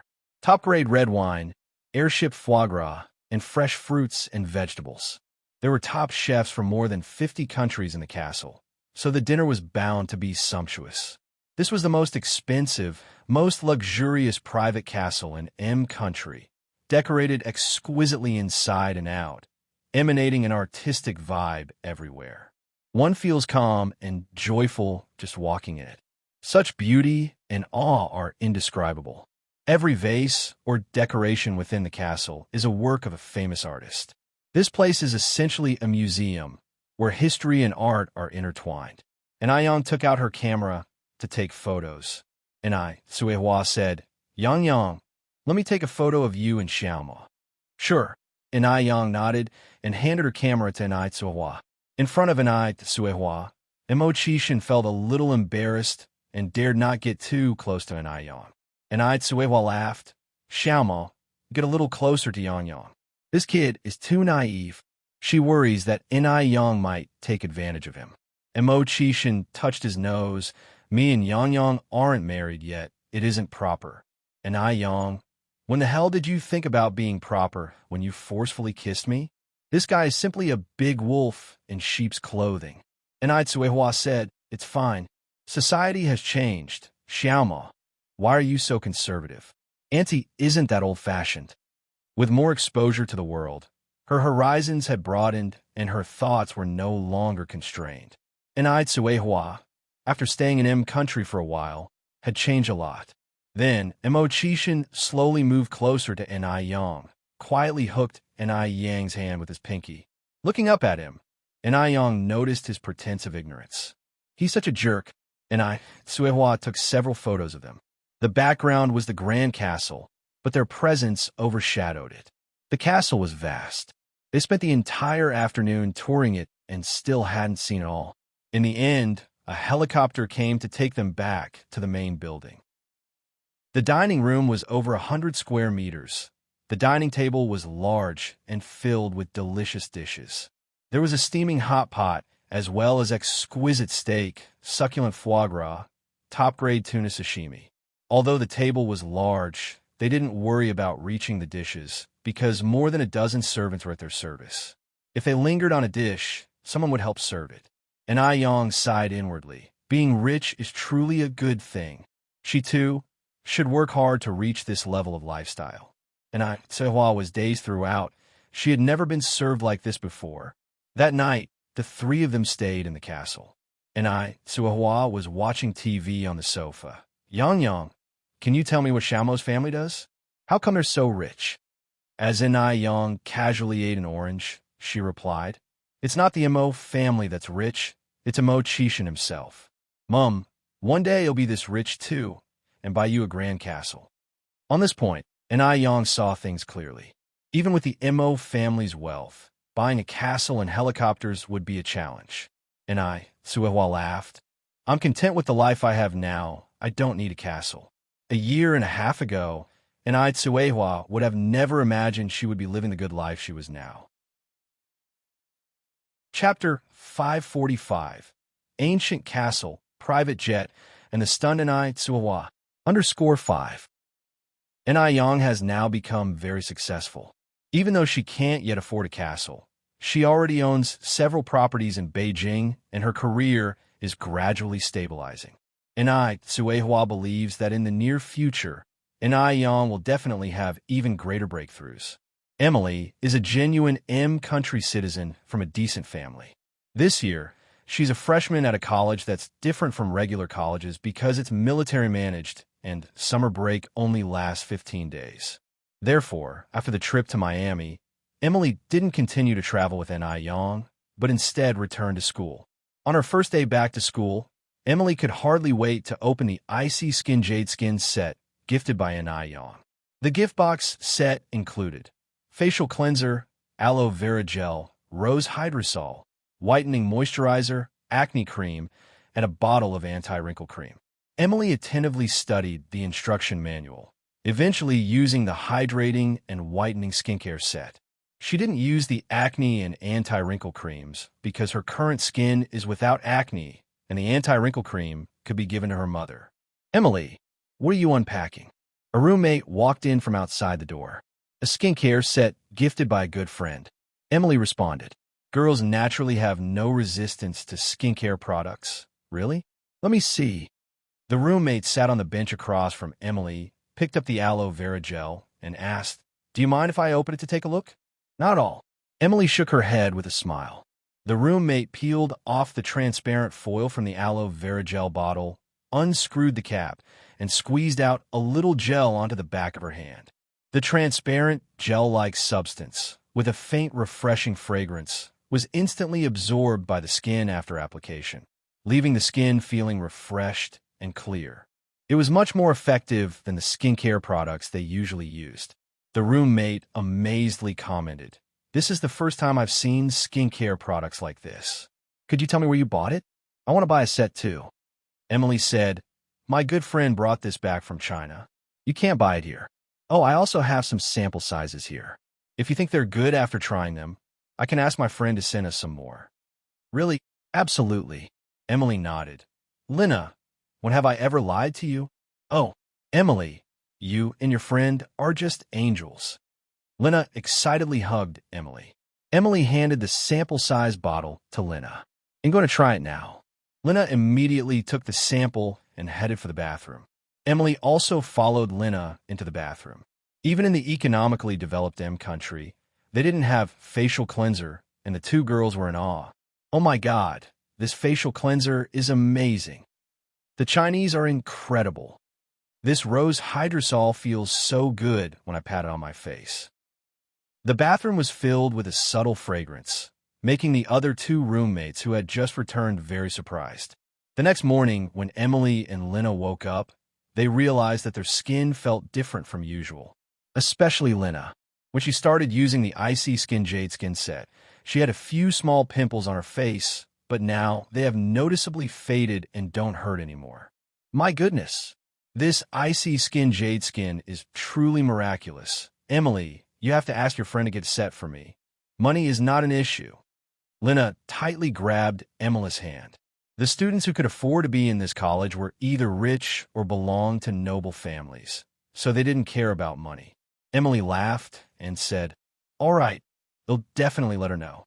Seeing Lena's reaction, the other two roommates were curious. Is this skincare product really that miraculous? They were also intrigued. Really? Lena nodded excitedly. Look, my pimples have already started to disappear, Emily added, and my skin has become smoother.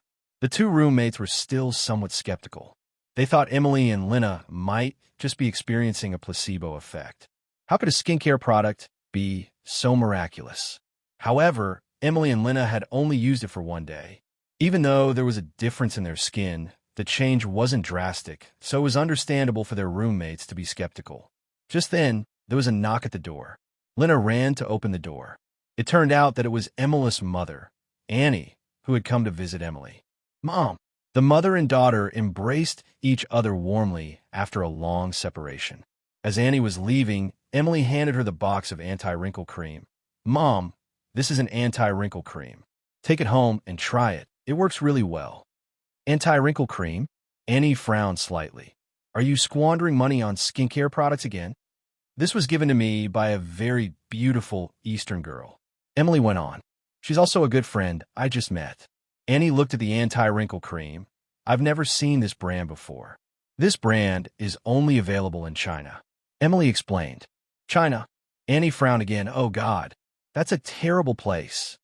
Emily then said, "China is growing, Mom. You shouldn't look at it with such prejudice." From the descriptions and introductions of Ni Yang in the past few days, Emily was filled with curiosity about the mysterious East.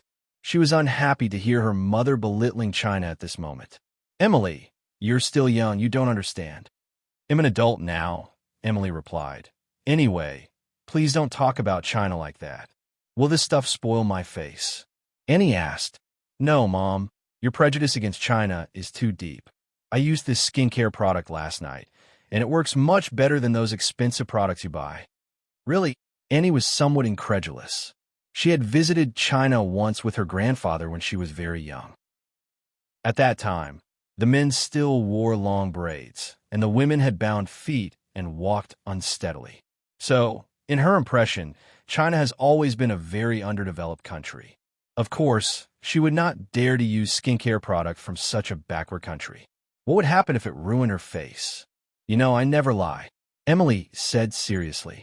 Annie then put the wrinkle cream into her bag and added, "If you feel anything abnormal with your face, remember to take time off to go to the hospital. This skincare product works really well." Annie didn't say more. "Well, I'm leaving now. Remember to take good care of yourself in school." Emily saw Annie out of the school gate. After getting home, Annie casually tossed the wrinkle cream onto the coffee table. Although she loves to look beautiful and wants to eliminate the wrinkles at the corners of her eyes and forehead, she isn't foolish enough to actually use this wrinkle cream. Just then, her good friend came over to chat with Annie in the evening. Seeing the wrinkle cream on the coffee table, she picked it up out of curiosity. "My dear, when did you buy this wrinkle cream? Is it any good?" For women in their 50s, wrinkles are their enemy. So, Caroline noticed this skincare cream as soon as she walked in. Annie shrugged. "I don't know, it was given to Emily by her Chinese friend. Honestly, I would not dare to use this." Only Emily would be so daring. "Chinese?" Caroline was curious. "Yes." Annie nodded. Caroline went on, "If you're afraid to use it, give it to me. I want to try." "Aren't you afraid it will ruin your face?" Annie asked in surprise. Caroline joked, "All beauty comes with risks." The temptation of the anti-wrinkle cream was just too great. To date, no anti-wrinkle creams had been released in the market of M country. "If you want it, take it," Annie continued. "But I have to make it clear I won't take responsibility for any risks." Caroline laughed. "Don't worry, I promise not to blame you." Chapter 546. Returning to my country, I feel like kneeling down and calling for Brother Yin.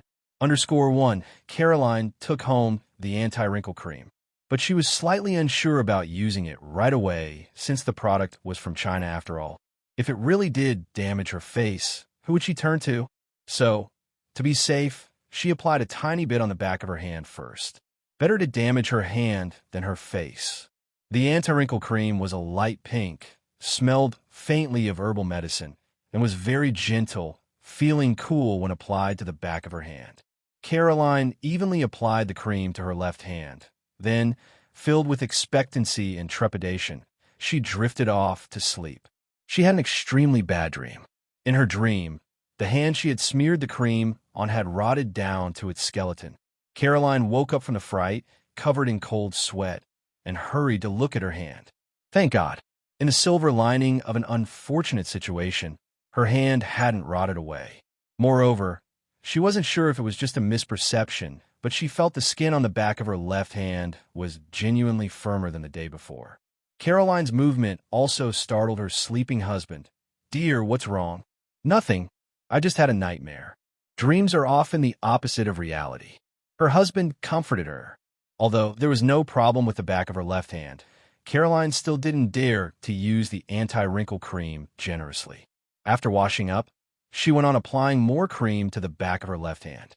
If her hand is still unharmed 3 days later, she'll consider applying it to her face. The next day, Mo Chishan was still showing Ni Yang and Ni Suehua around the manor. Ni Suehua wanted to leave more time to the young couple, so she said, "Yang Yang, you tour around with Xiao Ma, Yun Yun, and I will go over there." Yun Yun just insisted she wanted to swim. In the back garden of the manor, there was an outdoor swimming pool covering more than 200 square meters. And Mo Chishan said, "I'll have the butler follow you. He will arrange a car when you're tired." Furthermore, the manor was so vast, it was easy to get lost. All the servants in the manor can speak Chinese, so there's no need to worry about any language barriers. "All right," and Suehua nodded. "That would be great, Xiaoma." And Mo Chishan said, "Auntie, there's no need to mention it. It's my duty." By this time, Country had some simple communication tools, akin to the later generation's walkie-talkies. Mo Chishan said a few words, and in less than 2 minutes, Old Tom arrived in a small car. "Please follow me." Old Tom's attitude was extra respectful, because he knew Ni Suehua was no ordinary guest. Ni Suehua nodded, and under Old Tom's guidance, she set off on a different path. Ni Suehua was always eager to learn. Since she had decided to study English, she would not miss any opportunity to learn. In her conversation with Old Tom, she humbly asked him many questions. In a blink of an eye, only Mo Chishan and Ni Yang were left in the manor. Once Ni Suehua was completely out of sight, Mo Chishan finally dared to hold Ni Yang's hand. "Sweetheart, I missed you so much." What a death wish. Ni Yang gave Mo Chishan an icy stare. In front of Ni Suehua, he was a good boy, but before her, he was a wolf in sheep's clothing. "Do you know? My mom is always worried that I will bully you." Ni Yang continued. Mo Chishan said in surprise, "Looks like our mother really approves of her son-in-law." Ni Yang, the two of them chatted and walked. Everything they passed by was magnificent. "Brother Mo, how much did you spend to buy this manor?" Ni Yang asked. "I can't remember." He truly couldn't remember. Rich people can be so willful. Ni Yang summarized. Ni Yang then continued. "They say men become bad when they get rich. Brother Mo, will you?" "I want." And Mo Chishan added, "Because all my money is yours." Ni Yang smiled. She thought, surely no woman could resist such words, right?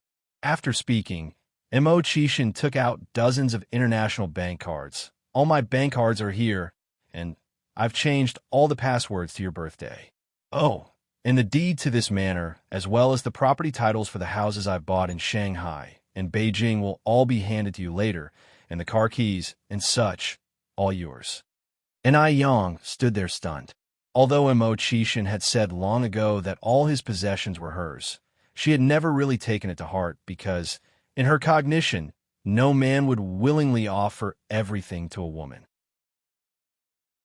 Chapter 547. Return home. One kneel down and call for Brother Yin. _2. In her previous life, Ni Yang, as the president of the Ni Corporation, was surrounded by many successful men. Around them, she saw men who upheld power in their households, while flaunting their mistresses outside, with some men even maintaining 7 or 8 mistresses at once. Their wives, even if they knew the truth, would choose to keep their mouths shut, because they were like the cuscuta flower, unable to say no. Those seemingly glamorous wives of rich businessmen lived by relying on men, pleasing men, and lived in a humbled and weak manner. To an Yang, what Immerse had generously presented was not just a dozen bank cards, but a sincere and warm heart. Men might act like dogs, yet they could still be worthy of love. Brother Immo, please keep these things. I can't accept them. Why? Immerse was puzzled. Is it because his beloved wife no longer loves him and wants to find a replacement? Immerse was suddenly flustered. And Yang smiled and said, because these are all earned by your efforts. I want to obtain everything I desire with my own hands. Compared to the cuscuta flower, she prefers an equal love. Boss, if you don't want these things, I will keep them for you. After all, they are yours, try as you might to disclaim it. Hearing Yang was not rejecting him, Immerse breathed a sigh of relief. Also, I promise I want change. Immerse added. And Yang nodded. By the way, let's go and see the ranch. There are sheep, horses, and tuk-tuks there. Sure. The ranch was located behind the castle, covering thousands of square meters. The shepherds and wranglers consisted of a happy family of 3. The father was 45 years old, the mother was 44, and they had a beautiful 19-year-old daughter. The daughter was named Lucia. Sir, madam, this way, please. Immerse and Yang walked over. There were 2 new tuk-tuks here. A tuk-tuk was somewhat similar to a tractor, but it didn't have a large trailer at the back, only a seat. The sound it made when running was tuk-tuk-tuk. I don't know how to drive this, and Yang said, standing by the tuk-tuk with her arms crossed. It looks hard to operate. Lucia was about to offer to teach Yang, but Immerse intervened. I can teach you. Hearing this, Lucia tactfully stepped aside, leaving the space to the 2 of them. Immerse climbed onto the tuk-tuk and reached out his hand to Yang. Yang, come on up. Yang placed her hand in Immerse's and deftly climbed onto the tuk-tuk. Immerse legitimately pulled her into his arms and began teaching her how to drive the tuk-tuk, hands over hers. The ranch was flat and open, with no obstacles, so the tuk-tuk could run freely. Yang was a quick learner, so she caught on after Immerse taught her once. Brother Immo, I've learned it. You can get down now. No, you haven't learned it. Immerse wouldn't get off. It was at this moment that Immerse discovered that having a wife who was too smart was not necessarily a good thing. I really have learned it. No, you really haven't. Yang knew his intention and laughed. Okay, I haven't learned it. Could Mr. Immo teach me a little longer? It is my duty to serve my wife, Immerse said contentedly, resting his chin on Yang's shoulder. It was really refreshing to drive the tuk-tuk on the open grassland. It wasn't until an hour later that they got off the tuk-tuk. They lay on the soft grass, hands behind their heads, gazing at the blue sky. To be exact, Yang was looking at the blue sky, while Immerse was looking at her. Sometimes the eyes can be wide enough to encompass all the wealth in the world, or narrow enough to only fit her. Immerse looked at her, the corners of his mouth unconsciously curled up in a faint smile. The gentle wind blew from afar, and all the peaceful years were not as comforting and enjoyable as this moment. Brother Immo, we are planning to go to New York tomorrow and return to our country on the 20th, Yang said, turning her head to look at Immerse. Today is the 14th, so there are still 6 days until the 20th. Immerse, in surprise, said, why are you going back so soon? It's not easy to get to M country. Why don't you stay a few more days? We arrived on the 2nd of this month. Yang laughed. By the 20th, we would have already been here for half a month. Immerse continued, go back at the end of the month. Stay at the castle for a few more days. Yang thought for a moment. We can stay 1 more day and go to New York the day after tomorrow. It was their honeymoon period, and in fact, she also didn't want to part with Immerse. Stay a few more days. Chapter 548. Want to return to my country? Kneel down and call for Brother Yin. _3. No, we must still leave some time to travel around New York. And in New York, there's the Statue of Liberty. But at this time, the Statue of Liberty had yet to be transported over. The Statue of Liberty was packed up and shipped to New York in June 1885, and in October 1886, it was unveiled by the then president of M Country himself in New York. In her previous life, In-I-Yong visited New York many times and saw the Statue of Liberty just as often, but she's never seen the Hudson River estuary at Liberty Island without the Statue of Liberty. This time, she wanted to go over and take some photos as keepsakes. In that case, I'll go with you. Mo Chishan followed up, and I-Yong reached out to pinch Mo Kishin's face. Brother Mo, go take care of your business. You don't have to accompany us, really. What kinds of things would I have to do? Now, accompanying his wife and mother-in-law is the most important thing. Everything else, to Mo Chishan, was insignificant and not worth mentioning. Brother Mo, I'm serious. I really don't need your company. And I-Yong didn't want to hold up Mo Kishin's work because of herself. But I just want to accompany you. Mo Chishan resorted to acting shamelessly. I'm like an adhesive plaster, darling. You won't be able to shake me off for the rest of your life. When he finished speaking, he reached out directly and brought her into his arms. Lucia watched the two of them, sprawling on the lawn, a look of envy in her eyes. Growing up in this ranch, she knew how wonderful being wealthy can be, that wealth basically allows for one to live as they please. It's not so much Mo Kishin's wealth she's envious of, but more in I-Yong. How nice it is to be beautiful, doing nothing, yet having people willing to give everything for her.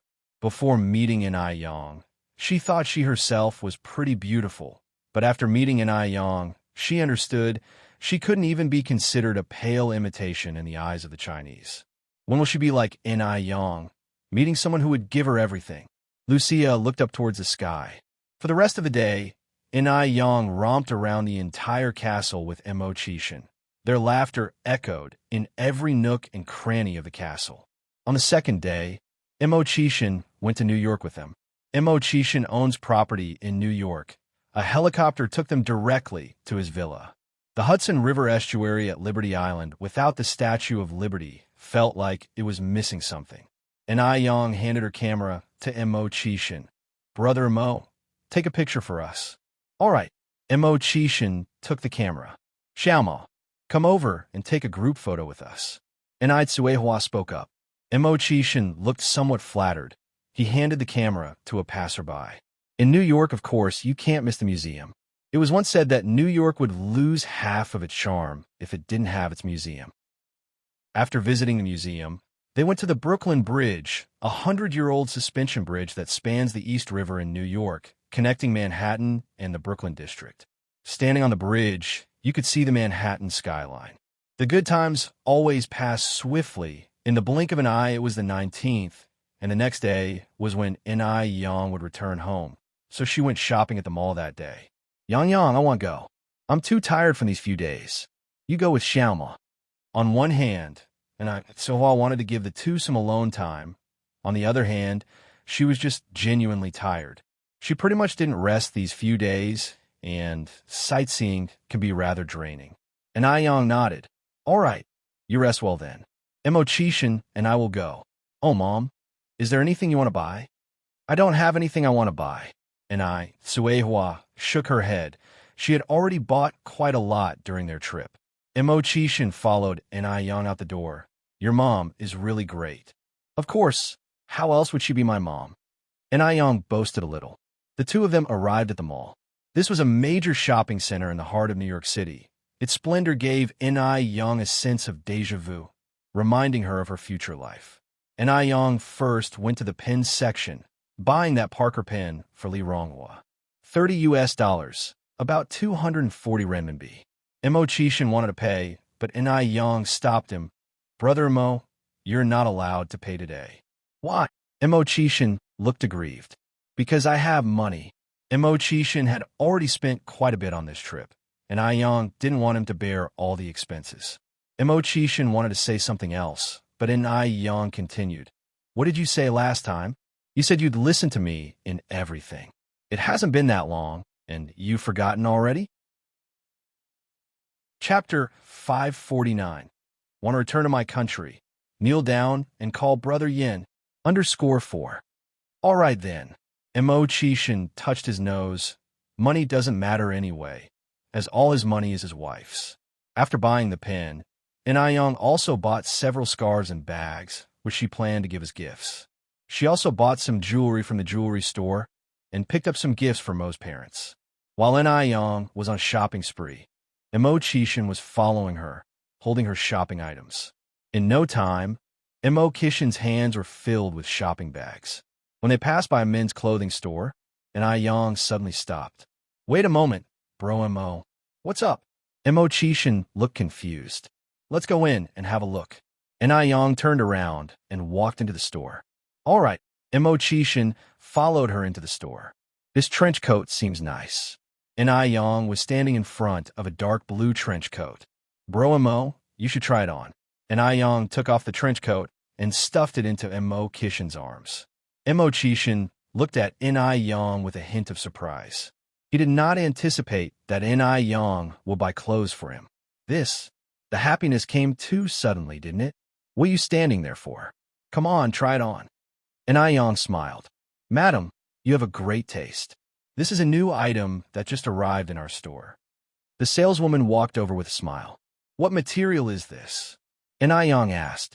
It's wool and cotton. Oh, Yang nodded. She then pushed Mo Chishan towards the fitting room. Quickly go and try it on. It'll wait for you here. When Mo Chishan came out of the fitting room, Yang was mildly stunned for a moment. He was standing against the light, sprinkled with specks of crystalline lighting, casting a faint halo around him. He had an unapproachable aura, wild yet rebellious. The knee-length trench coat accentuated his long legs like he is 8 meters tall. His wristwatch, with a chill glint, peeked out from his sleeve, adding an innate noble touch to his persona. He exuded sharpness and an edge as if he had seen it all. He would definitely outshine all those arrogant CEOs in the novels. Not bad, very handsome. Yang nodded. She went over to adjust Mo Chishan's collar. Mo Chishan smiled. How can I not look good in clothes chosen by my wife? Yang laughed. Then well, take this one. As she spoke, Yang went to the cashier to pay. The trench coat was $500 US. The few $1,000s that Yang brought along were long spent. Fortunately, you could directly exchange for USD at banks in M country. After buying the clothes, the couple went to a restaurant for lunch. By the time they returned to Mo Chishan's villa, it was already past 3 o'clock in the afternoon. The next morning, Mo Chishan drove Yang and her friends to the airport. If time permitted, Mo Chishan would even be willing to fly back with them. Yang. Just as Mo Chishan had said goodbye in the departure hall, he saw a 17 to 18 years old female student running towards them. Emily. Yang stood up and waved at her. Emily ran directly up to them and hugged Yang. Mo Chishan was a bit confused at the sight. Why would they hug? He wouldn't even dare to hug his wife like that in front of his mother-in-law. Yang, are you guys leaving today? Emily let go of Yang after a moment. Yang nodded, yes.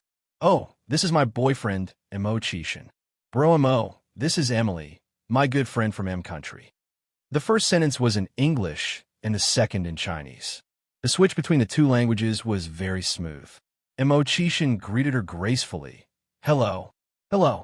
As soon as she finished speaking, Emily whispered into Yang's ear, Oh my God, your boyfriend is so handsome. Thank you. Yang smiled slightly. Yang, could you send me a few sets of beauty skin after you go back home? I've got 2 roommates who also want to buy it. We all want the whitening moisturizer, and one of us wants the acne cream. No need for the wrinkle cream. After all, they were all young students and didn't need anti-wrinkle products yet. Sure. Yang nodded. Are 5 sets enough? Yes, that's enough. Emily nodded, then took out $200 from her pocket and handed it to Yang. That was the equivalent of 1,600 renminbi. Yang took out $12.50 from her pocket and gave it back to Emily. 5 sets of beauty skin only cost 1,500 renminbi. Emily refused to take it. Keep the change as a tip. And I Yong stuffed the money back into Emily's hand. Friends don't need tips. Chapter 550. Return to my country. I feel like kneeling down and calling for Brother Yin. _5. Emily finally accepted the gift, wishing you, your aunt, and N.I. Yun a smooth journey. N.I. Yang smiled. Thank you. Mo Chishan was now a bit impressed with N.I. Yang's social skills. He hadn't anticipated that in such a short time, she not only made good friends, but also successfully sold her product. If this was the case, it wouldn't be long until they could break into M Country's market with the Ice Skin Jade product. She was amazing. His wife was truly amazing. At 7:30 in the morning, N.I. Yang and N.I. Suehua were on time for their flight. He didn't know what Mo Chishan did, but the airport staff actually let him go to the boarding gate. Before boarding, he suddenly hugged N.I. Yang. Remember to think of me, wife. N.I. Yang patted his back. Will thinking of you 3 times a day be enough? Only 3 times? Mo Chishan was a bit disappointed. N.I. Yang smiled lightly. Isn't it enough to think of you once in the morning, afternoon, and evening? Brother Mo, don't be too greedy. Well, I guess that would be just about enough. Mo Chishan deeply inhaled the scent of her hair. He watched as the time for the flight to take off was approaching and reluctantly let her go. Goodbye, Brother Mo. Mo Chishan went inside the cabin and waved goodbye to him. Bye-bye. The airplane flew further and further away, eventually disappearing into the clouds, and a certain man's heart also flew away with it. When they arrived at Beijing Airport, it was 7 o'clock the next morning. As soon as N.I. Yang got off the plane, she saw Wu Daming waiting there. He waved excitedly at N.I. Yang, sixth sister-in-law. Aunt, over here. Wu Daming. How did you know to come here? N.I. Yang was a bit surprised because she hadn't told Wu Daming when she would return. Sixth brother asked me to pick you up. Although Mo Chishan was abroad, the two could communicate via international calls. When Mo Chishan was abroad, Wu Daming was in charge of handling affairs at home. N.I. Yang nodded. Oh, I see. Thanks for the trouble. It's no trouble. Wu Daming scratched his head. Everyone got in the car. N.I. Tsuwa happily said, Xiao Wu is really a good boy. Did you find a girlfriend this year? Wu Daming's face turned a little red. Not yet. The elders always like to worry about these issues. How old are you this year, Xiao? N.I. Tsuehua continued to ask. Aunt, I'm 23 this year. 23? You're not young at 23. You should find a girlfriend. When I was your age, Yang Yang was already 4 years old, N.I. Tsuehua added. Wu Daming said, Perhaps it's just not my time yet. My family has introduced me to several girls, but I haven't met the right one yet. He had built a 3-story Western-style house in his hometown last year, and since then, there had been a constant stream of matchmaking options. But there were very few girls who were to his liking. After all, they were to spend their lifetimes together. It wouldn't be suitable if they couldn't get along. Xiaowu, Annie here knows a nice girl. She's very pretty and has a good personality. Do you want me to introduce her to you? Really? Wu Daming looked surprised. N.I. Tsuehua nodded. N.I. Yang, curious, asked, Mom, who are you thinking of introducing to Wu Daming? There were quite a few 18 or 19-year-old girls in Jinghua village, but N.I. Yang didn't know who had caught N.I. Kuihua's eye. Gooden's sister, Ronghua, N.I. Tsuehua answered. Li Ronghua was beautiful and considerate, and she had helped N.I. Tsuehua a lot, so N.I. Tsuehua really liked this girl. Moreover, Wu Daming was a good prospect. If Li Ronghua ended up with him, she certainly wouldn't have a hard life. N.I. Yang laughed. Mom, Sister Ronghua already has a boyfriend. Maybe you can introduce someone else to Wu Daming? She has a boyfriend? How come I haven't heard of it? N.I. Tsuehua said incredulously. Yang, are you mistaken? No, I'm not mistaken. On this trip to M Country, she even asked me to bring a pen for her boyfriend. I see. N.I. Tsuehua looked regretful. Right after, N.I. Tsuehua continued, but Xiaowu, don't worry. Besides this girl, I know other young girls. I will definitely introduce someone suitable to you. Wu Daming laughed. Thank you, Auntie. Why are you still being so polite with Annie? Soon, they arrived at Jinghua village. Before getting out of the car, and Ai Yang took a small gift box out of her luggage and handed it to Wu Daming. Wu Daming, this is a gift for you.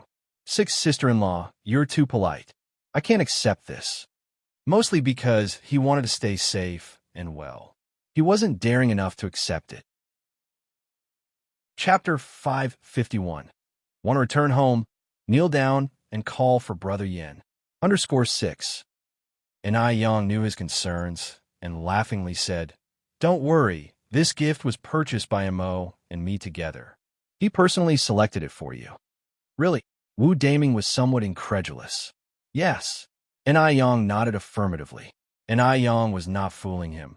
This gift was indeed personally chosen by Mo Qishan for Wu Daming. Although Mo Qishan was often jealous, he wasn't unreasonably so. If he did not trust Wu Daming, he wouldn't have allowed Daming to drive an Ai Yang back and forth. Only then did Wu Daming accept it. Thank you then, sister-in-law. You're welcome. And Ai Yang carried on.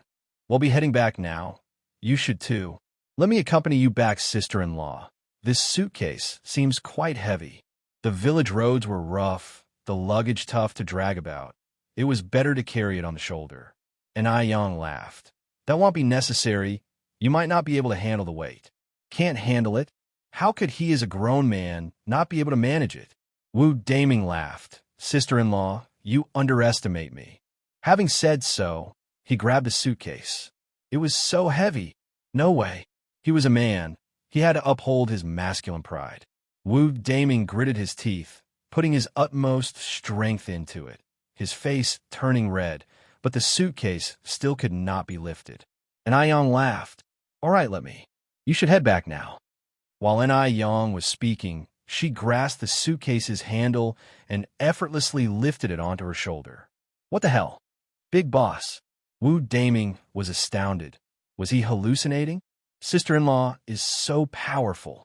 Wu Daming swallowed nervously, feeling some inexplicable worry for Mo Qishan's future domestic position. And Ai Yang strutted all the way home, carrying the suitcase. If you spoke of dominance, this was it. Wu Daming thought he perhaps shouldn't address Ai Yang as sister-in-law. He should kneel and call her Brother Yang instead. On the way home, Ai Yang encountered many villagers busy with field work. Hey, Yang's mom, Yang's back, huh? Is country fun? Is country all that different from ours? Suehua had a bag on her shoulder, filled with country snacks. She shared these with everyone, while talking about the things she saw and experienced in country. While country was fun, it doesn't compare to our China. The food wasn't good either. They don't even have the snow radish. We took a lot of pictures. You all are welcome to come over to our house to see them whenever you're free. There were more and more people out working in the fields, and more people gathering around Suehua. And Ai Yang saw they didn't seem about to disperse, and decided to head home, carrying the suitcase. And Ai Yang was still at the entrance when Duo enthusiastically flew over, circled above Yang's head, and finally landed on her other shoulder. Chirp, chirp, Duo. And Ai Yang felt warm inside. She turned her head and nuzzled Dodo's little head with her cheek. Upon returning home, the first thing Ai Yang did was to take out the imported bird food she had bought for Duo. Fearing Quihua's snacks weren't enough to share, after feeding Duo, Ai Yang brought another big bag of imported snacks over to Suehua. Seeing Ai Yang brought more treats, the villagers exclaimed, Yang's mom, you really raised a good daughter. Our 3 sons combined can't compare to your Yang. Isn't it? If it wasn't for Yang, could our village be enjoying such good times now? Chapter 552. Reminder for Li Ronghua to go to Dr. Wang's house _1 now. The villagers in Jinghua village no longer grow rice, but mainly grow roses, portulaca, and aloe vera instead. In the past, they could save up to about 180 yuan a year. Now, they can make 100 to 200 yuan a month just from roses and aloe vera. Add to that, some of them also have family members working in Ai Yang's factory and store, so they make at least 300 yuan a month. People with high salaries like Li Ronghua and Ai Chenggue are still in the minority. After all, not many can be store managers. But in the 1980s, It was quite wealthy for a family to have an income of 300 yuan per month. After all, a worker only made 30 yuan a month at that time. It's Ni Yang who made Jinghua Village what it is today. Ni Tsuehua wore a radiant smile on her face. More than once, she had felt fortunate to have a good daughter like Ni Yang. If it hadn't been for Ni Yang, she couldn't even begin to imagine the life she would be leading now. On the other side, after Wu Daming got in the car, he couldn't wait to unwrap the gift that Ni Yang had given him. In the gift box was a delicate game console. He had wanted to buy this game console for a long time, but he had never brought himself to. Unexpectedly, Ni Yang was so generous, and the gift was worth more than 300 yuan. In fact, Mo Qishan is not stingy at all. He is very generous to Wu Daming, and even raised his monthly salary to 800 yuan. However, Wu Daming was born into poverty. He grew up in hard times. There were even times when he had to eat guanyin mud to stave off hunger. So, he doesn't want to spend money lavishly. Every month, he would send home 100 yuan to support his family, and save the rest for his future wife and child. He doesn't want his future wife and child to go through the same hardships that he had. He spent over 20,000 yuan on building a house last year. Although Wu Daming hasn't saved much this year, he is still much better off than an average worker. After all, his monthly salary equals the wages of a regular worker for 2 years. Wu Daming was studying the game console in the car when he suddenly felt someone bang on the car door frantically. Filled with anger, Wu immediately wound down the window, but before he could say anything, the other person began to curse him. Hey, what's your problem? You think you're special because you have a car? Do you think parking in the middle of the road is okay? Can't you see you're blocking the way? You look like a decent man. Why do you act so poorly? The person cursing him was a young girl. She was very beautiful, albeit a bit fiery. I'm sorry. I'll move it right away. Seeing that Wu Daming had quickly apologized, her anger lessened a bit. It was none other than Li Ronghua, who was off work that day. She was transporting some rose seedlings to plant in her field when she came across the path blocking Wu Daming. It's not entirely her fault that she got angry. She had been shouting from behind his car for several minutes, but the person inside hadn't responded at all, so she left her cart and came over to knock on the car window. Li Ronghua had never been in a car before. She didn't know that the car was soundproofed, so she thought Wu Daming was deliberately ignoring her. After Wu moved his car to a small road on the left, Li Ronghua went back, pulled up her cart, and continued her journey. In addition to rose seedlings, there were also organic fertilizers on the cart, which made it very heavy, especially because it was an uphill path here. Ronghua, being a girl, found it hard to pull the heavy cart uphill. Seeing this, Wu Daming quickly got out of the car to help her push the cart. Li Ronghua suddenly felt much lighter on her shoulder, and she managed to climb the slope. Looking back, she saw that it was the driver from before who had helped her. At least you have some conscience. Wu Daming smiled awkwardly, thinking to himself, this girl is really hard to get along with. Whoever marries her in the future will truly be unfortunate. Ronghua didn't add anything more and continued pulling her cart. Wu Daming also drove away. In M country, after applying the anti-wrinkle cream on the back of her hand for 3 days, Caroline began to use it on her face. After using it for a week, the changes on Caroline's face were significant. The wrinkles around her eyes were disappearing at a visible speed. It was a new change every day. Caroline was overjoyed. She quickly found her good friend, Annie. Annie, what's up, Caroline? Caroline excitedly said. Annie, look at my face. Confused, Annie said, what about your face? Have you started using that bottle of anti-wrinkle cream? Chapter 553. Reminder for Li Ronghua to go to Dr. Wang's house _2. Yes, Annie said excitedly. Dear, look at my face. Aren't there fewer wrinkles? That was when Annie noticed Caroline's face. It wasn't clear if it was an illusion, but upon closer inspection, it seemed like there were indeed fewer wrinkles on Caroline's face. Could it be that skincare product from China really were that miraculous? Annie continued. Caroline, have you been using any other skincare products during this period? Perhaps this was the effect of some other skincare products. No, Caroline shook her head. I have only been using the anti-wrinkle cream during this period. The anti-wrinkle cream from the brand iSkin Jade is truly exceptional. Could you ask Emily to buy a few more bottles from her friend? To avoid confusion, Caroline specifically stopped using other skincare products. It was not easy finding an effective skincare product, so she was quite excited at this time, wanted to buy several bottles of anti-wrinkle cream immediately, as it made her feel secure. Annie frowned slightly and said, "Dear, don't get too excited. Some skincare products only show their real efficacy in the long run. You have only been using it for a few days. A backward place like China, how could there possibly be such a fantastic wrinkle cream?" When it came to skincare products, sometimes they worked well initially, but became less effective later on, or even produced side effects. Caroline calmed down a bit because what Annie said made sense. She seemed to have celebrated a bit too soon. "Then, I shall continue using it for a while," Caroline added. Annie nodded. "Usually you'll see the effects after using it for a month." "Caroline, if you feel uncomfortable, remember to go to the hospital immediately. This isn't a joking matter." Caroline nodded. "Yes, I understand." Jinghua Village, China. After Anai Yang got home, Yang Xiaowan told her a man introducing himself as Dr. Wang had come looking for her. "Dr. Wang," Anai Yang thought for a while, then said, "Is he an old man with white hair and a white beard?" Yes, it's him," Yang Xiaowan said, "but there is also an old man with him. He said he had something to discuss with you, but he didn't say what it was." If Dr. Wang was seeking her out, he likely wanted to discuss medical issues. Anai Yang said, "They'll go see him tomorrow then. Since she was back from M country, she should pay Dr. Wang a visit." Yang Xiaowan said, "I delivered the message." Yang, they'll head back to work now." "Auntie Yang, wait a moment." Anai Yang called out to the departing figure of Yang Xiaowan. Yang Xiaowan asked, Yang, is there anything else?"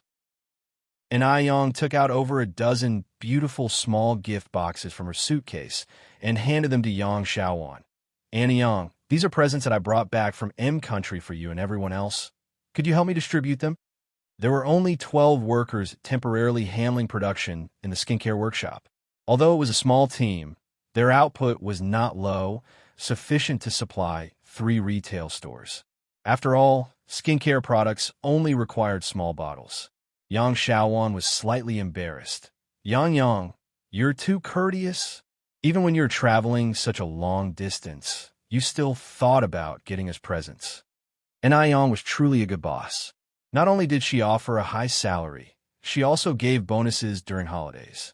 Even when she had gone to M country, she did not forget about them. In this era, finding a good boss was truly hard. Some jobs even required nepotistic connections to secure. Anai Yang laughed. "It's not anything expensive, as long as you don't mind." We don't mind at all. Why would we mind?" Yang Xiaowan went to the workshop and distributed the gifts Anai Yang had sent. "Let's see what's inside. Whatever Yang gave is sure to be good. This is real imported stuff. Wow, it's a watch." A voice filled with joy sounded from the crowd. A lovely lattice watch, small and delicate strap, and the watch face decorated with tiny diamonds which shimmered under the light, emitting a rainbow glow. In this era, a watch was a rare thing. Only those from well-off families would buy one, usually as part of a wedding ceremony. Even though they knew that whatever Anai Yang gave would not be disappointing, who could have imagined that Anai Yang would give each person a wristwatch? "I have seen this watch in the international market. It costs more than 200 yuan, and it can only be bought with foreign exchange coupons." Chapter 554. Reminder for Li Ronghua to go to Dr. Wang's house, _3. Yang is so generous. Last month, my younger brother's wife bought a shabby watch for a few dozen yuan and bragged about it in front of me for ages. Just wait until I go back home with my holiday souvenirs and give her a taste of her own medicine. How lucky is it that our village has such a little blessing like Yang? Absolutely. The neighboring villages are green with envy. I heard from the village chief that many people are eager to move to our village, dreaming about taking Yang away from us. No chance. Li Ronghua heard about Anai Yang's return when it was already past 5 in the late afternoon. She rushed to the Anai family's house immediately. Yang, did you bring the Parker pen for me?" She had planned to surprise her boyfriend, so she certainly couldn't let him down. Although Li Ronghua was quite fiery, she was truly good to her boyfriend, and she was willing to give everything for him. Yes, I did. And Ai Yang nodded, taking out the pen case from her bag and handing it to Li Ronghua. Li Ronghua threw her arms around Ai Yang in excitement. Yang Yang, thank you so much. You're welcome. And Ai Yang, whose ears still echoed with the conversation she had overheard at the airport, then added, Sister Ronghua, have you ever visited your boyfriend's house? I have. Li Ronghua nodded. I've been there many times. What do you think of your boyfriend's parents? And Ai Yang continued to ask. They're quite nice. Li Ronghua responded happily. My boyfriend's parents are factory workers, and their living conditions are pretty decent. Apart from my boyfriend, they also have a daughter who is in high school. And Ai Yang nodded slightly. Oh, are you planning to visit your boyfriend's house again soon? The last time at the airport, she had vaguely heard an aunt saying that a girl who had been courting her son was going to visit their home next month. At these words, Li Ronghua blushed and replied, Yes, I'm going there early next month. And Ai Yang's heart thumped. Could it really be that the pursuing girl who was being mentioned is Li Ronghua? As a friend and superior of Li Ronghua, and Ai Yang couldn't just stand by and watch Li Ronghua jump into the fire. That family, including Li Ronghua's boyfriend, didn't value Li Ronghua at all. So, and Ai Yang then told Li Ronghua about the conversation she overheard at the airport. Hearing this, Li Ronghua chuckled. Yang Yang, don't worry. My boyfriend's mother is a very good person. She would never say that. Did you buy your boyfriend a pair of sneakers for 68 yuan? And Ai Yang remembered that the aunt at the airport had bragged about it. I did, but I'm not the only one who bought that brand of sneakers for my boyfriend. It could be someone else. Li Ronghua had been dating her boyfriend for 3 years. She had full trust in him. When faced with this situation, the first thing she thought of was pure coincidence. If her boyfriend would deceive her, then there wouldn't be any good men left in this world. And Ai Yang gave her advices to this point, and felt like it is better not to say too much. Sister Ronghua, there are a lot of hypocritical people around pretending to be good people. You must be vigilant and must not be deceived. You must have spent quite a lot on your boyfriend over the years, right? Li Ronghua then responded, It's all my own will. My boyfriend is a man of strong self-esteem. He never actively asks for anything from me, and I believe he will definitely achieve greatness in the future. Sister Ronghua, Li Ronghua laughed and interrupted Yang Yang. Yang Yang, I know you're worried about me. I can assure you that my boyfriend is definitely not like that. And besides, do I look easy to scam? And Ai Yang smiled faintly. As long as you are sure, Sister Ronghua. Yang Yang, thank you for bringing me the pen. By the way, is 200 yuan enough for that pen? How much do I owe you? Li Ronghua is considerate and sensible as well. The Parker pen costs 240 yuan. Li Ronghua only gave 200. And Ai Yang was not a small-minded person and laughed as she said, It's enough. Isn't 200 yuan enough to buy a pen? Oh, and Sister Ronghua, here is a gift I brought for you from the M country. And Ai Yang picked up a small gift box and handed it to Li Ronghua. Li Ronghua was surprised and said, Yang Yang, you even brought me a gift? Yes. And Ai Yang nodded. Oh, and this is for Gooden, and this is for Changsho. Li Changsho is Gooden's older brother, who had previously lent study materials to Ai Yang. Chapter 555. Reminder for Li Ronghua to go to Dr. Wang's house _4. Yang Yang, you're really being too polite. Li Ronghua, somewhat embarrassed, received the 3 little boxes that Ai Yang handed to her. Having grown up so much now, this is the first time Li Ronghua had ever received a gift, and the feeling was quite peculiar. And Ai Yang laughed and said, No need to be so polite. It's not anything of high value. Li Ronghua returned home with her things. After getting home, she was so eager that she immediately opened the gift box from Ai Yang. Inside was a very nice-looking watch. Li Ronghua happily put it on. When Gooden and Li Changsho returned home, Li Ronghua tossed the 2 gift boxes at them. Here, these are from Yang Yang. Li Changsho managed to remain calm. Gooden jumped with joy. Sister Ai Yang is back. Really? Sister, you better not be fooling me.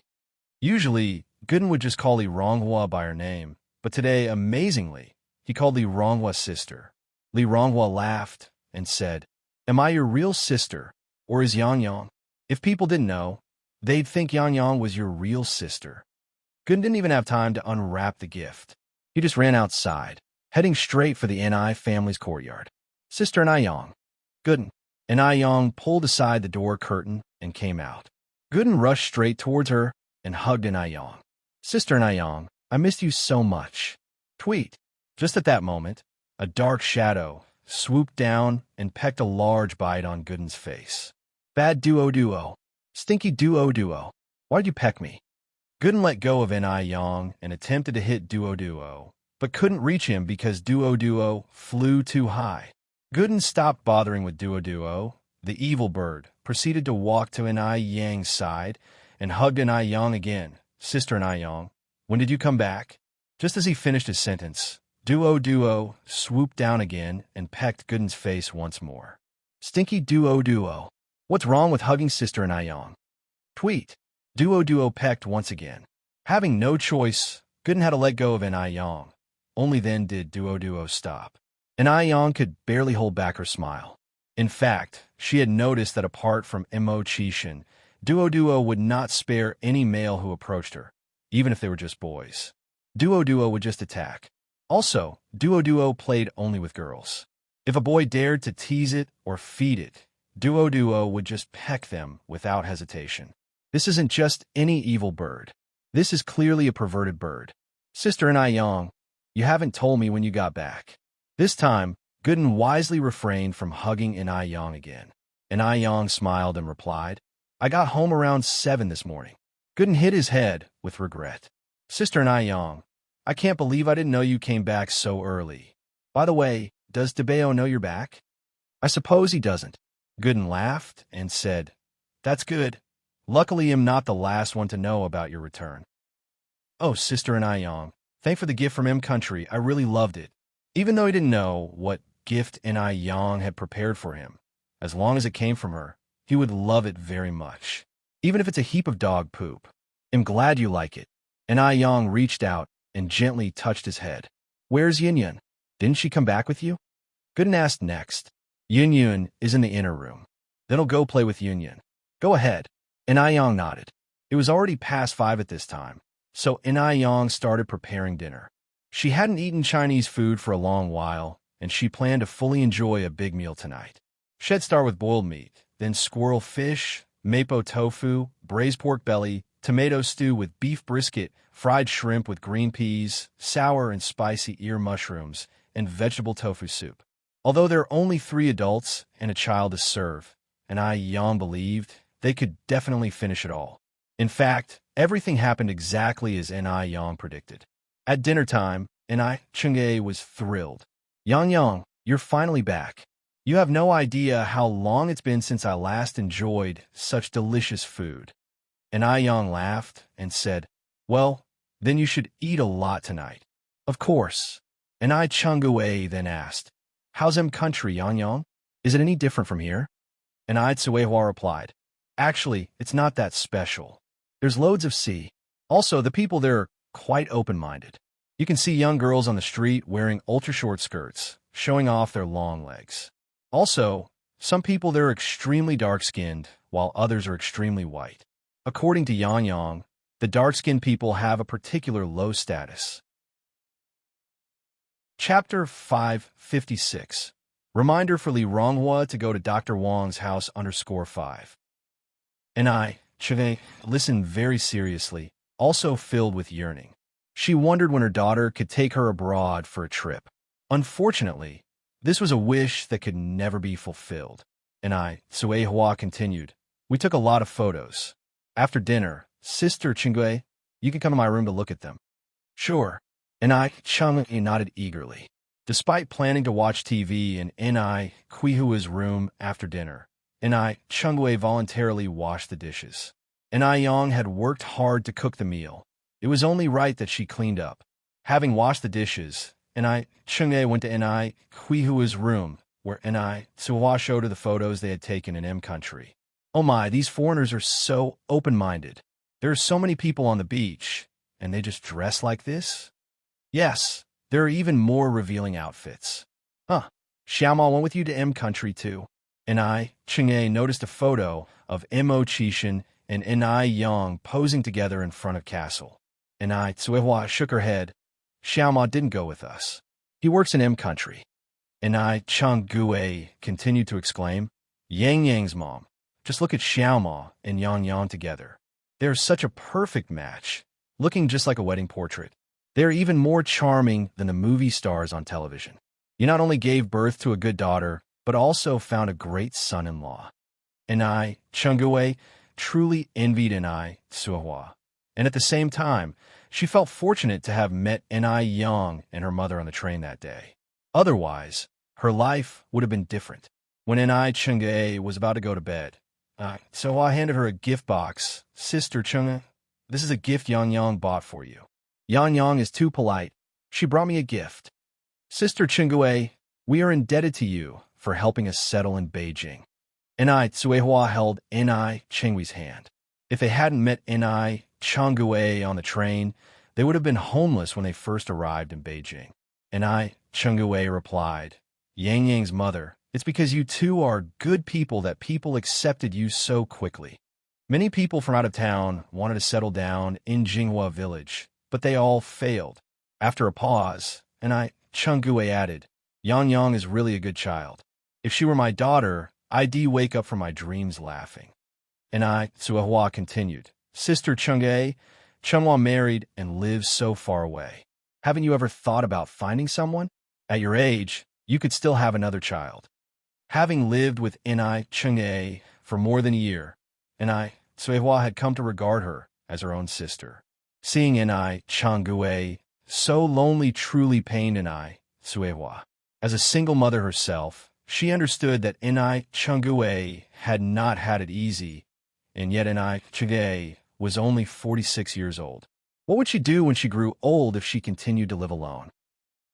Although society was conservative in those days, there were still many women who remarried. Enai Chang'e sighed, finding someone isn't so simple. If you meet someone unsuitable, you are better off alone. After her husband's death, she was introduced to several men, none of whom were suitable. Gradually, Enai Chang'e stopped thinking about these things. With Enai Tsuehua and Enai Yang at home, she did not feel lonely. But after they went away, Enai Chang'e struggled to adapt.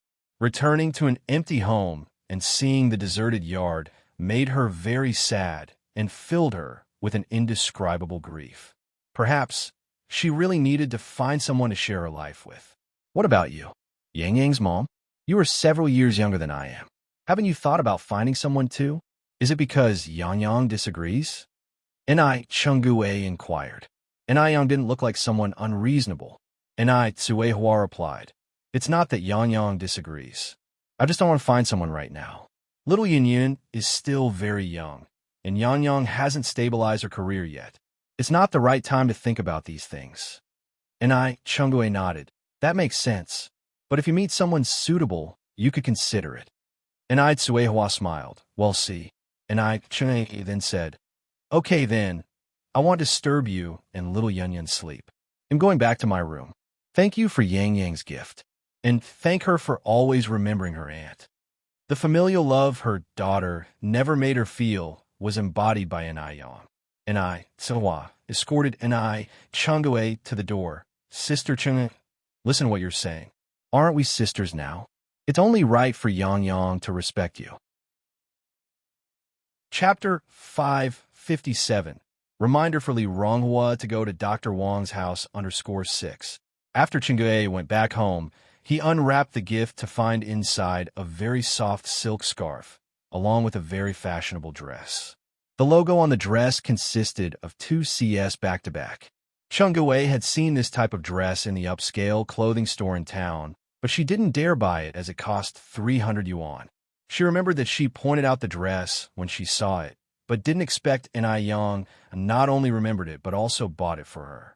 Enai Yang even treated her better than her own daughter. The next day, Enai Yang made a trip to the store. She did not go empty-handed. but brought with her the gifts she brought back from M Country. Everyone was curious to know what M Country was like, and N.I. Yang found no annoyance in explaining in detail. After N.I. Yang left, everyone unwrapped the gifts and discovered a very exquisite watch inside. They were all extremely thrilled.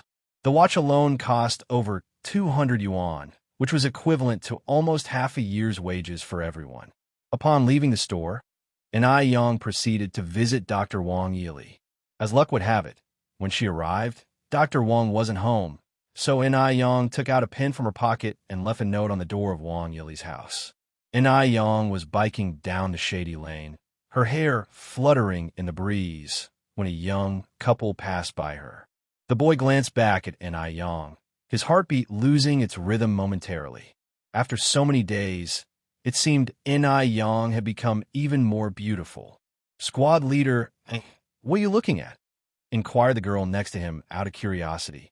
This sight seemed to overlap with a similar sight from a year ago, making Li Wei feel faintly bewildered. Nothing. Li Wei turns his head back around.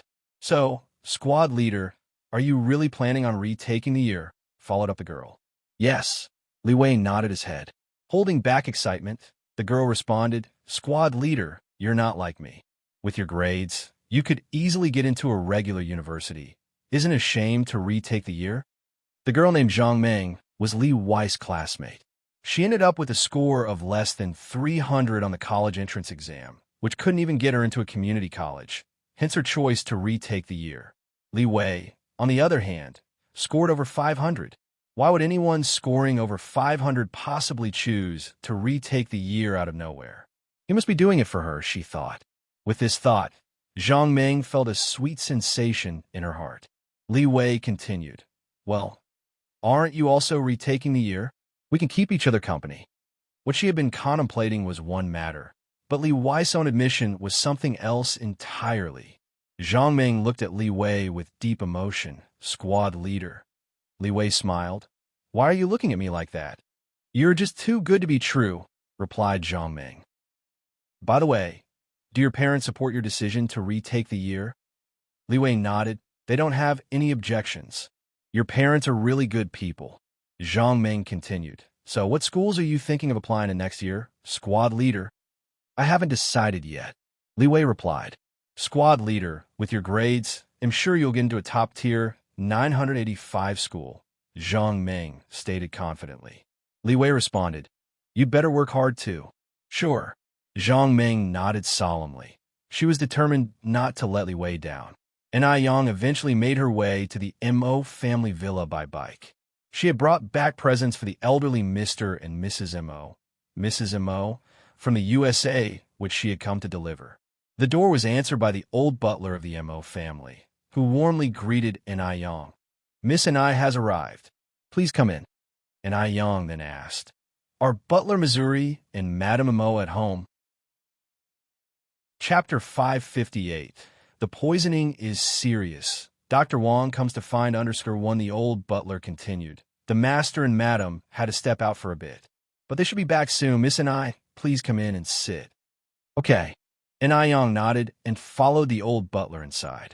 As soon as N.I. Yang sat down in the living room, servants brought tea and snacks, worried about neglecting her. You see, N.I. Yang was someone held very dear by the master and madam. Sister Ping Ping isn't home, either. N.I. Yang looked back at the old butler. The old butler replied, Miss Ping Ping has gone to work. Oh. N.I. Yang nodded slightly. Just then, footsteps were heard coming from the spiral staircase. A man and a woman descended from upstairs. The man was M.O. Baichuan. The woman looked to be around 23 or 4. She wore a purple princess dress, a matching hat, and the same colored eyeshadow. She was very modish. Her name was Xiao Yingying, M.O. Baichuan's cousin. M.O. Baichuan saw N.I. Yang at first glance, with a complex look in his eyes. N.I. Yang claimed, again and again, she liked M.O. Qishan. Yet M.O. Qishan wasn't home, so why did she come to the M.O. family? The crucial point was, today even the old Mr. M.O. and Mrs. M.O. weren't home. Although N.I. Yang didn't say a word about the wedding from beginning to end, M.O. Baichuan felt like it was somehow related to her. Cousin, you have a guest. Ying didn't want anyone to steal her thunder, so she wasn't fond of any girl prettier than her. Mo Baichuan lightly hummed in acknowledgement. Ying continued, "Who is she? How come I've never seen her before?" "An insignificant person. Shall we go up and say hi?" Before Mo Baichuan could respond, Ying walked straight up to Ni Yang. "Butlerly, our family is a guest. Won't you introduce me?" Butlerly smiled and replied, "Miss Xiao, this is Ni Yang, young master's ex-girlfriend. Miss and I, this is Miss Xiao Ying, the cousin of young Master Baichuan." So, she was that loser's girlfriend. What good does being good-looking do? In the end, she was still entangled with a loser. Hearing this, Xiao Ying's eyes were filled with disdain. And Ai Yang greeted her with a smile. "Miss Xiao." Xiao Ying continued, "Miss Anai is so pretty. May I ask what she works as?" "Self-employed." And Ai Yang replied unfetteredly. Xiao Ying laughed. "Well, you're a perfect match for Uncle Mo 6 then. A self-employed woman and a loser. Isn't that the perfect match?" And Ai Yang seemed not to notice the contempt in Xiao Ying's eyes and casually responded, "Thank you." Xiao Ying saw no point in wasting time on a self-employed woman and turned to Mo Baichuan. "Let's go, cousin. Weren't you going to take me out for good food in Beijing?" Mo Baichuan nodded his head. With that, Xiao Ying looked back at Ai Yang. "Would Miss and I like to join us?" Mo Baichuan narrowed his eyes slightly. Would Ai Yang pass up this opportunity to be alone with him? Definitely not. Just when Mo Baichuan was sure that Ai Yang would accompany them, Ai Yang spoke with a charming smile. "Miss Xiao, you're too kind. I want to go. I wish you and my nephew a pleasant meal." "Not go." Ai Yang is actually not going. Not only was Ai Yang not going, but she also directly called him nephew. At this point, was she still trying to go against the flow? Xiao Ying continued, "Since Miss and I isn't going, I guess I'll take my leave with cousin." Ai Yang nodded slightly. Outside, Xiao Ying pulled Mo Baichuan's arm. "Cousin, where are you taking me to eat?" "Let's have Japanese food," Mo Baichuan said. "Okay." Xiao Ying nodded. Once they were at the Japanese restaurant, Xiao Ying enthusiastically poured Mo Baichuan some water. "Cousin, you should know why I came back from country to find you, right?" "What?" Mo Baichuan asked, drinking the water. "Cousin, don't you really know?" "I don't know." Mo Baichuan's face was devoid of any expression. The men of the Mo family all shared a similar trait. They seldom smiled or spoke. Xiao Ying complained, "Cousin, you're too boring. Even if you don't know, wouldn't you want to ask why I came back?" "I don't want to know." Xiao Ying rolled her eyes. "Cousin, are you really not curious at all?" Mo Baichuan found no need to converse any further. Xiao Ying continued, "Cousin, I'm just going to tell you. I came back from Mr. Mog. So, you must help me." Chapter 559. The poisoning is very severe. Dr. Wong comes to find _2. Mr. Mog's name carries great weight in China, and he's even more desirable in the upper echelons of society. Regrettably, Mr. Mog never shows his face and doesn't accept any family's overtures. However, not long ago, Mr. Mog amazingly took the initiative to send a birthday gift to Mrs. Mo. So, speculation is rampant outside that Mr. Mog definitely has a deep friendship with the Mo family. Also, for this reason, the Mo family status in Beijing has been rising along with the tide. Even despite the big incident at the wedding, no one dared to propagate it, fearing they might accidentally offend Mr. Mog. Baichuan Mo frowned slightly. "What does this have to do with me?" "It has a lot to do with you." Ying Xiao continued, "Cousin, don't you plan to introduce me to Mr. Mog? As the saying goes, don't let the water of your own mill flow into others' fields." Baichuan Mo answered, baffled, "I don't even know Mr. Mog. How can I introduce you to him?" Ying Xiao laughed. "Cousin, stop pretending. I know you must know Mr. Mog. I know Mr. Mog is discreet and mysterious, and he doesn't want more people to know his identity. So rest assured, I promise I won't tell anyone about this." How could Baichuan Mo not know Mr. Mog? If Baichuan Mo didn't know Mr. Mog, then Mr. Mog wouldn't possibly have sent a birthday gift to Mrs. Mo. Mr. Mog made his fortune in F country, and coincidentally, Baichuan Mo studied there for 4 years. When Ying Xiu heard that Mr. Mog had sent Mrs. Mo a birthday gift, she couldn't wait to come back from abroad. Should she be so lucky as to catch Mr. Mog's eye, that would be the greatest honor. Just as Bai Chuan Mo and Mr. Mog happen to be good friends, Bai Chuan Mo could easily introduce Mr. Mog with just a few words. Bai Chuan Mo stated, "I really don't know Mr. Mog." Cousin. Ying Xiu pulled on Bai Chuan Mo's arm, beginning to act spoiled. Bai Chuan Mo sighed. "Ying, stop it. I really don't know Mr. Mog. I don't even know what Mog looks like." Cousin. Bai Chuan Mo slowly pushed away Ying Xiu's hand. "Ying, stop making a fuss." Ying Xiu persisted. "Cousin, are you really my cousin? You won't even help me with this small thing." Just then, the waiter brought the food to the table. "Let's eat." Bai Chuan Mo picked up his chopsticks. "Cousin, you really want to help me?" Ying Xiu pouted. Bai Chuan Mo replied helplessly, "It's not that I want help, it's that I really don't know Mr. Mog." "Cousin, even if you want to help me, you have to promise me one thing." Ying Xiu continued. "Go ahead. I want to live at your house for a while." She didn't believe that Mr. Mog wouldn't visit, and when he did, she would naturally meet Mr. Mog. "What are you doing staying here?" Bai Chuan Mo frowned slightly. "I'm staying to work." Ying Xiu replied. "Stop messing around." "I'm not messing around. I already talked to my mom about staying in Beijing." Ying Xiu said seriously. Bai Chuan Mo added, "I will call your mom." "Go ahead, my mom already agreed." Ying Xiu continued. "Cousin, aren't you going to introduce me to Mr. Mog?" Bai Chuan Mo frowned slightly. "How many times do I have to tell you I don't know Mr. Mog?" He really doesn't know Mr. Mog, but obviously, Ying Xiu doesn't believe him. "Cousin, stop lying to me. If you really didn't know Mr. Mog, why would he send your grandma a birthday gift?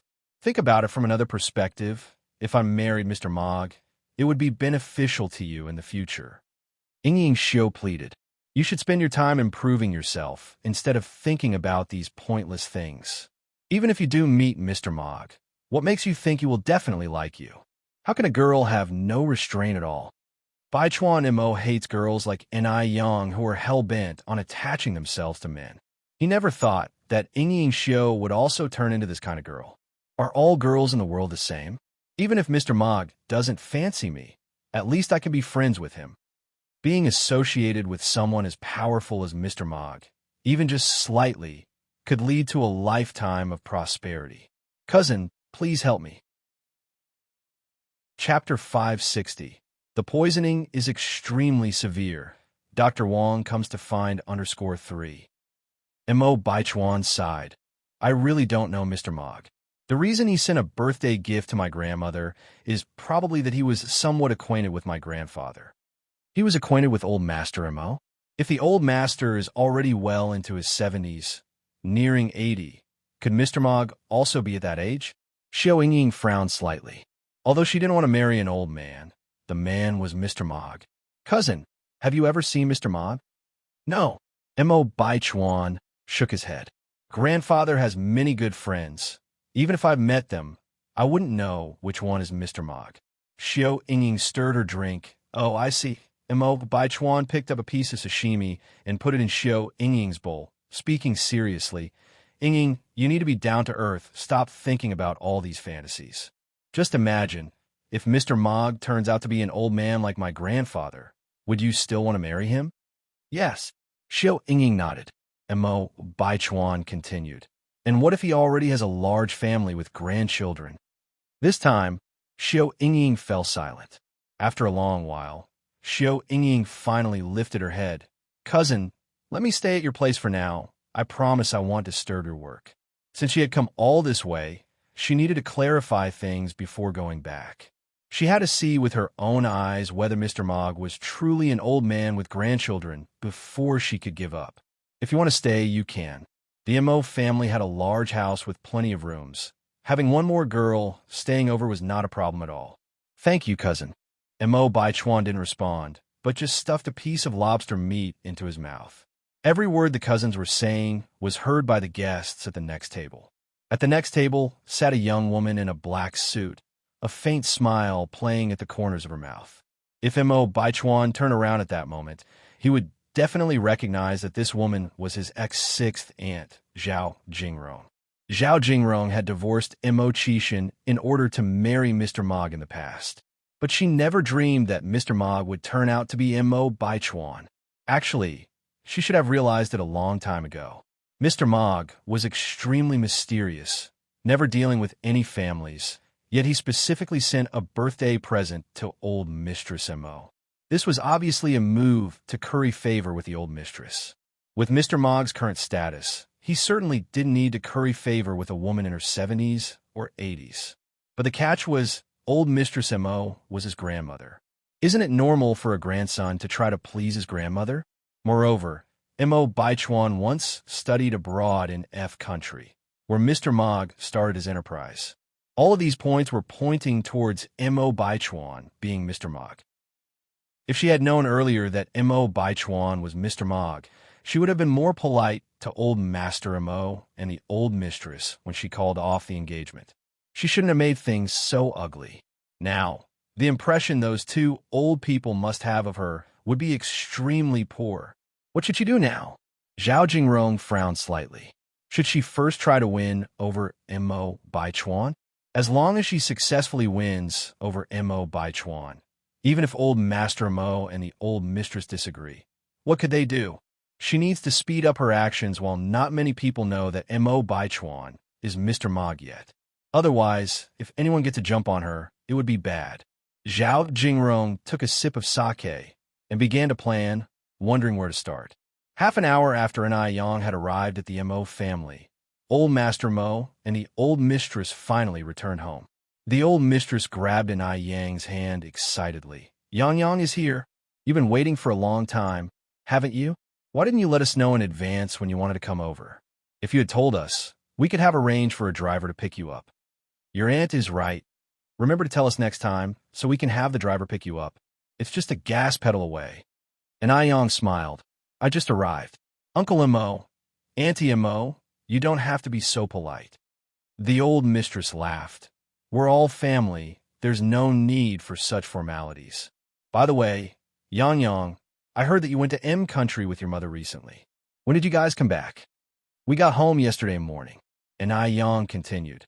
Oh yes, Mo, I brought you a gift from M country. Really?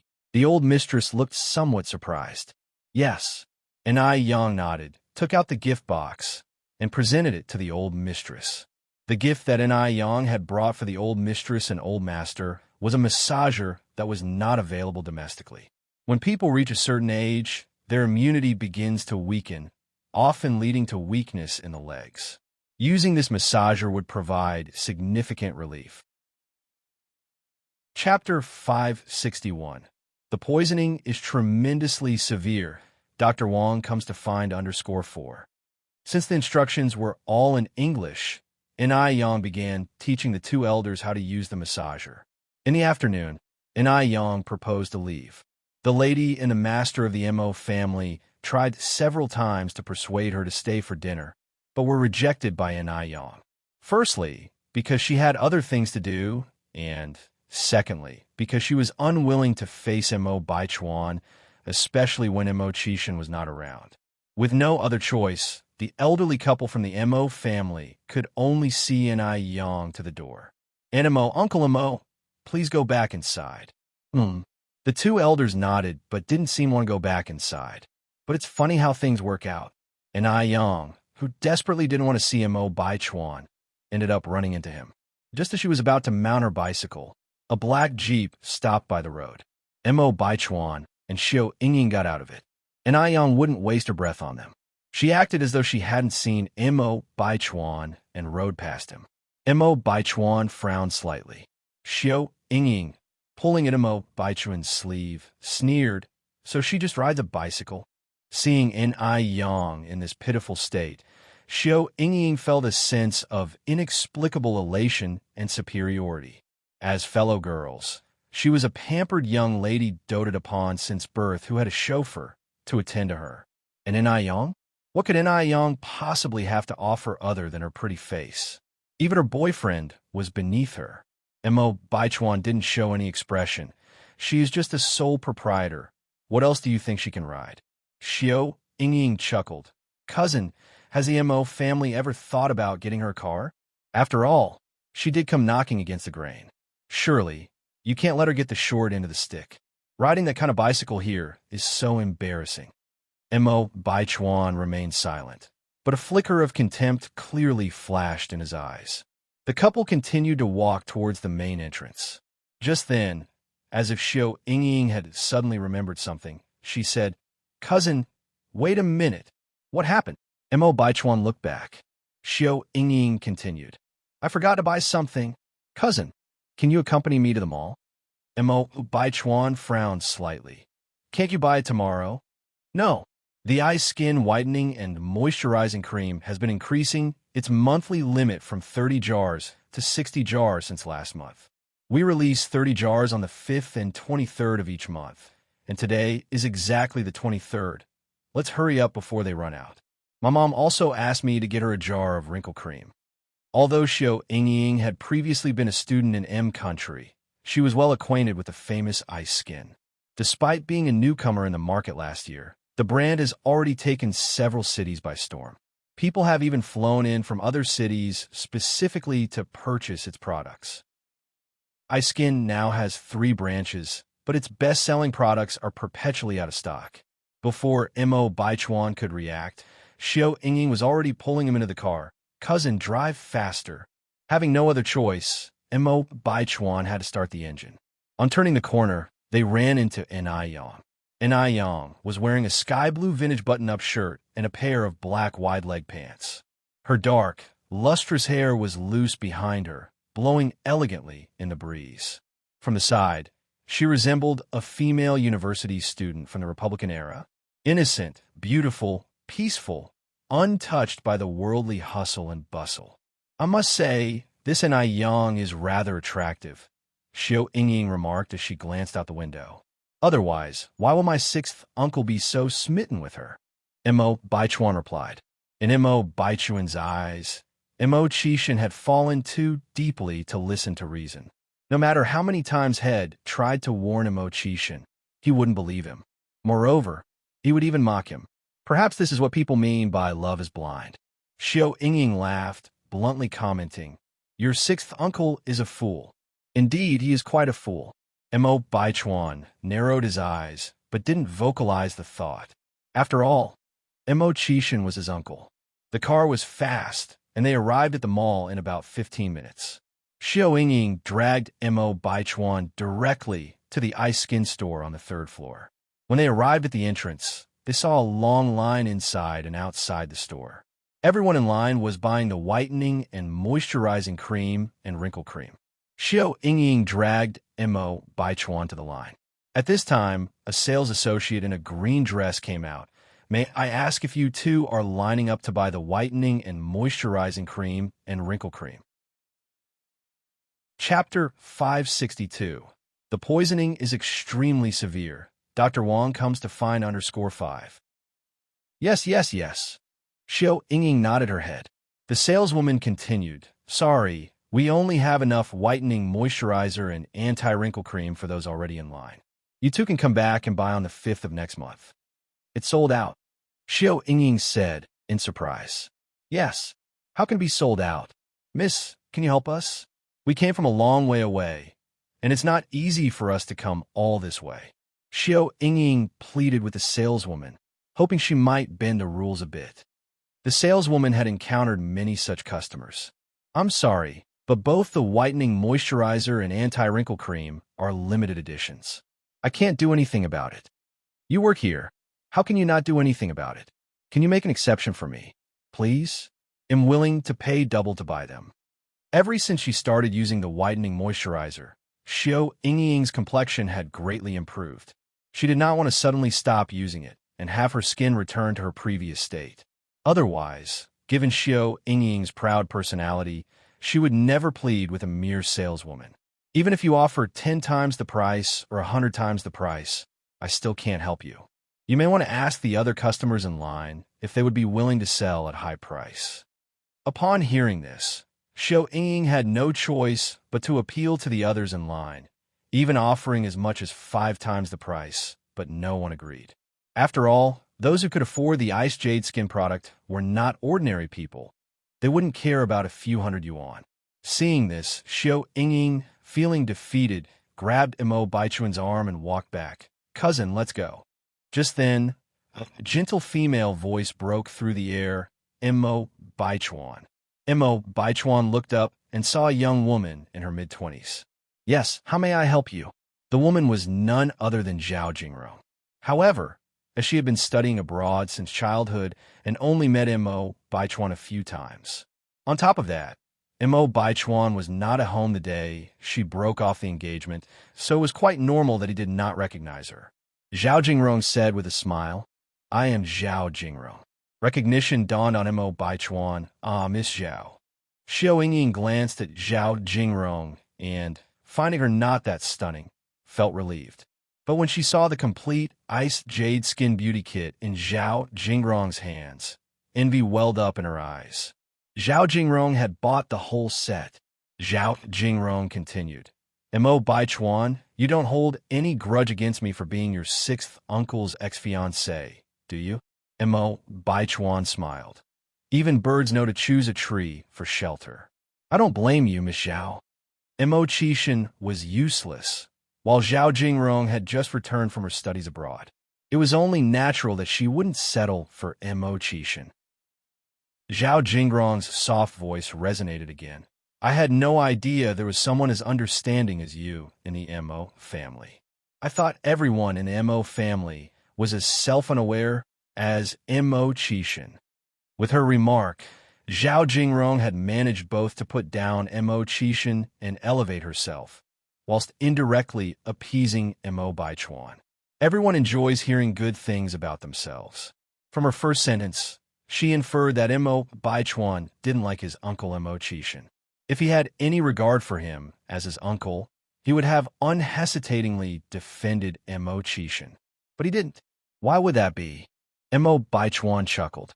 Zhao Jingrong pretended not to know. "By the way, who is this beautiful lady at your side? Your girlfriend?" "No," Imo Baichuan continued. "This is my cousin, Xiao Yingying."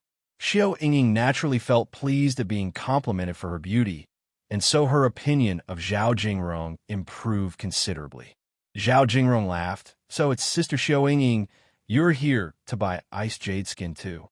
"Yes," Xiao Yingying nodded, adding, "Unfortunately, the saleswoman told me that the whitening moisturizer and anti-wrinkle cream are sold out.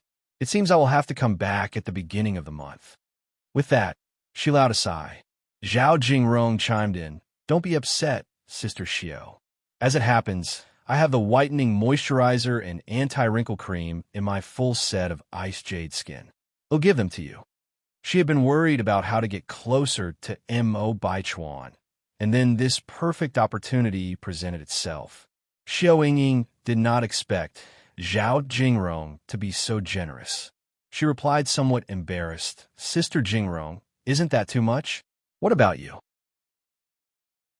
Chapter 563. The poisoning is extremely severe. Dr. Wang comes to find _6. Xiao Yingying was so excited, she even included her sister in it. Zhao Jingrong laughed and said, "There's no problem with that. I have some leftovers at home. They would only sit around if I brought them back, so it's better to give them to someone who needs them. Sister Xiao, you don't have to be formal with me." Xiao Yingying already wanted the full set of Ice Muscle Jade Skin, so she readily accepted it, saying, "Sister Jingrong, I really can't thank you enough." "You're welcome." Imo Baichuan took his wallet out from his pocket and looked at Zhao Jingrong. "How much is it?" "They'll pay you." He didn't want to owe anyone anything. Zhao Jingrong laughed and said, "Do I, Zhao Jingrong, look stingy to you? Think of it as a welcome gift for Sister Xiao." But Zhao Jingrong continued, "Imo Baichuan, if you really feel embarrassed, just invite me for a meal next time." "All right, I have errands to run. I am leaving. Goodbye." With that, Zhao Jingrong hurriedly walked away. Even though she knew Imo Baichuan was Mr. Mog, Zhao Jingrong was in a hurry. She planned to slowly win over Imo Baichuan, making him sink into her charms one step at a time. Watching Zhao Jingrong's departing figure, Xiao Yingying happily said, Sister Jingrong is such a good person. It's fortunate she didn't marry your worthless sixth uncle, or she would have wasted her whole life. Without saying much, Mo Baichuan only responded, "We should get going." After leaving the Mo family, and I Yang went to the store first to buy some cigarettes, then to the restaurant. Nearly 3 months had passed, and the restaurant was almost fully renovated. Only final touches were needed. "Uncle Tina, Yang here." Wang Tiniu immediately put down the sandpaper in his hand, and I Yang smiled. "Uncle Tiniu, thank you for your hard work during this time." Somewhat embarrassed, Wang Tiniu said, "That's nothing. There's nothing hard about it." And I Yang handed over the cigarettes she just bought from the store. "Uncle Tiniu, take these cigarettes and give each person a pack." Yang, you're already paying us very well. I can't take these cigarettes. Ordinary workers only get 80 cents a day, but Ai Yang was paying them 2.5 yuan a day and providing them with a meal at noon, so everyone had full energy at work without any slack. "Just take it. These cigarettes are for everyone, not just for you." Ai Yang directly stuffed the cigarettes into Wang Taini's hand. "Then let me thank you on everyone's behalf." Ai Yang laughed and said, "There's nothing to thank. Everyone is doing manual labor. I should be the one to thank you all." "All right, Uncle Tiniu, the furniture factory should deliver the tables and chairs tomorrow. You just need to arrange them according to this design." Ai Yang handed Wang Tiniu a design diagram. The design was drawn by Ai Yang herself. She had good drawing skills, which made it very realistic and natural, so any ordinary person could understand at a glance. Wang Tiniu nodded. "All right, Yang, you can count on me." After Ai Yang left, Wang Tiniu distributed the cigarettes Ai Yang bought to everyone. Red peony cigarettes, with a retail price of 1 yuan per pack. Normally, everyone would hesitate to smoke such expensive cigarettes. Yang is such a polite girl. "I will save this cigarette and smoke it during the new year." The next morning, just as Ai Yang opened her eyes, she heard Ai Sawan knocking on the door. "Yang, wake up. Dr. Wang is here. He said there's something urgent he needs to discuss with you." Chapter 564. Home Medical Treatment. Slapping G_1. The urgency mentioned by the doctor usually pertains to matters of life and death. Upon hearing this, Ai Yang rolled over in bed, sitting up immediately. "All right, Mom, and getting up now." Ai Yang hurriedly got out of bed, randomly grabbing a Chong Sam to put on, and after brushing her teeth and washing her face, she went to the front hall to meet Dr. Wang. All of this took less than 10 minutes in total. Not only Wang Yili had arrived, but also his younger brother Wang Yizhong. "Yang, you're back at last." Upon seeing Ai Yang, Wang Yili was particularly excited. "Grandpa Wang, did you come to see me because of some urgency?" Ai Yang asked in response. Wang Yili continued, Yang, let me introduce you. This is my younger brother Wang Yizhong. Yizhong, this is the young divine doctor Ai Yang I've told you about." "Hello, second Grandpa Wang." Ai Yang greeted politely. To be honest, upon seeing Ai Yang, Wang Yizhong felt a bit disappointed, even though Wang Yili had told him that Ai Yang was young. But he never expected Ai Yang to be this young. She looked no older than 20, right? Could such a young child really possess such extraordinary medical skills? At her age, he was just beginning to learn about traditional Chinese medicine. Even though he felt a bit disappointed, Wang Yizhong hid his feelings well. After all, this was the young divine doctor that his brother admired. He might as well try his luck. "Nice to meet you, young divine doctor." Wang Yizhong nodded.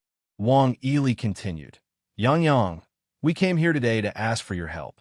"What's the matter? Just tell me, Grandpa Wang." Wang Yili revealed Wang Yizhong's situation to her. Upon hearing this, Ai Yang slightly furrowed her brows. "From the description, I can't yet determine what's wrong with the patient. How about this? I'll go with you to see him." "That would be great." Wang Yili continued, Yang, are you free today?" Even if Ai Yang didn't have time, she would make time in face of a life or death situation. The patient's condition is important. Let's go now. "All right." Wang Yili continued, Yizhong, let's go." "Okay." Wang Yizhong nodded. The three of them walked out together when Ai Suehua came out from the house. Yang Yang, you haven't had breakfast yet. Take this with you. Suehua handed Yang a bag, and then gave the two other bags she held to Wang Yili and Wang Yizhong. Sirs, you haven't had breakfast yet. Take these. Madam Yang Yang, you're too kind. We've already eaten. Both of them politely declined. They rushed over empty-handed early in the morning, without bringing any gifts. Even if they really hadn't eaten, they felt embarrassed accepting the breakfast from Suehua. Suehua noticed that Wang Yili and Wang Yizhong hadn't eaten, and she continued, Sirs, don't be so polite. Take it. Everything is homemade, not worth much. Hearing this, Wang Yili accepted it. Thank you, Madam Yang Yang. You're welcome. The breakfast included a bottle of milk and a sandwich. Yang first finished the sandwich and then started drinking the milk. The milk at this time was stored in glass bottles, which looked quite appetizing. The sandwich was taught to Suehua by Yang, with ingredients like fried eggs, meat slices, lettuce, pickles, and a layer of chili oil. It tasted sour and spicy, the lettuce and pickles effectively reducing the greasiness of the eggs and meat. Very appetizing. Both Wang Yili and Wang Yizhong had never eaten a sandwich before and found it very novel. Yang, what is this? A meat sandwich? It seemed like a meat sandwich, but it also didn't look like one, and it tasted much better than a meat sandwich. Yang laughed. This is called a sandwich. Sandwich? Wang Yili and Wang Yizhong looked at each other. They had never heard of such a strange name before. Yang nodded, then said, The sandwich is a foreign fast food dish, and I've adapted it according to the Chinese taste. Oh, I see. Wang Yili nodded, then said, This sandwich is really delicious. Yang smirked. Grandpa Wang, if you like it, you can always come to my house as a guest. Where Mr. Abner lived was downtown. About an hour later, their car arrived at the destination. Brother, Yang, we have arrived. Wang Yizhong spoke first. Good, let's get out of the car. Wang Yili opened the car door. Chapter 565. Home Medical Treatment. Slapping G-Row_2. Several people got out of the car. At the door, the bodyguard stood in the way without immediately allowing Wang Yizhong and Wang Yili to enter. Wang Yizhong then said, Could you please inform Mr. Abner that the divine doctor has arrived? Even though it pained him to call anyone the divine doctor. But the arrow was already on the string, and he had no choice but to let it fly. One of the bodyguards nodded. Wait here. Wang Yizhong looked at Yang, apologizing. I'm sorry, Yang. This patient is a bit difficult.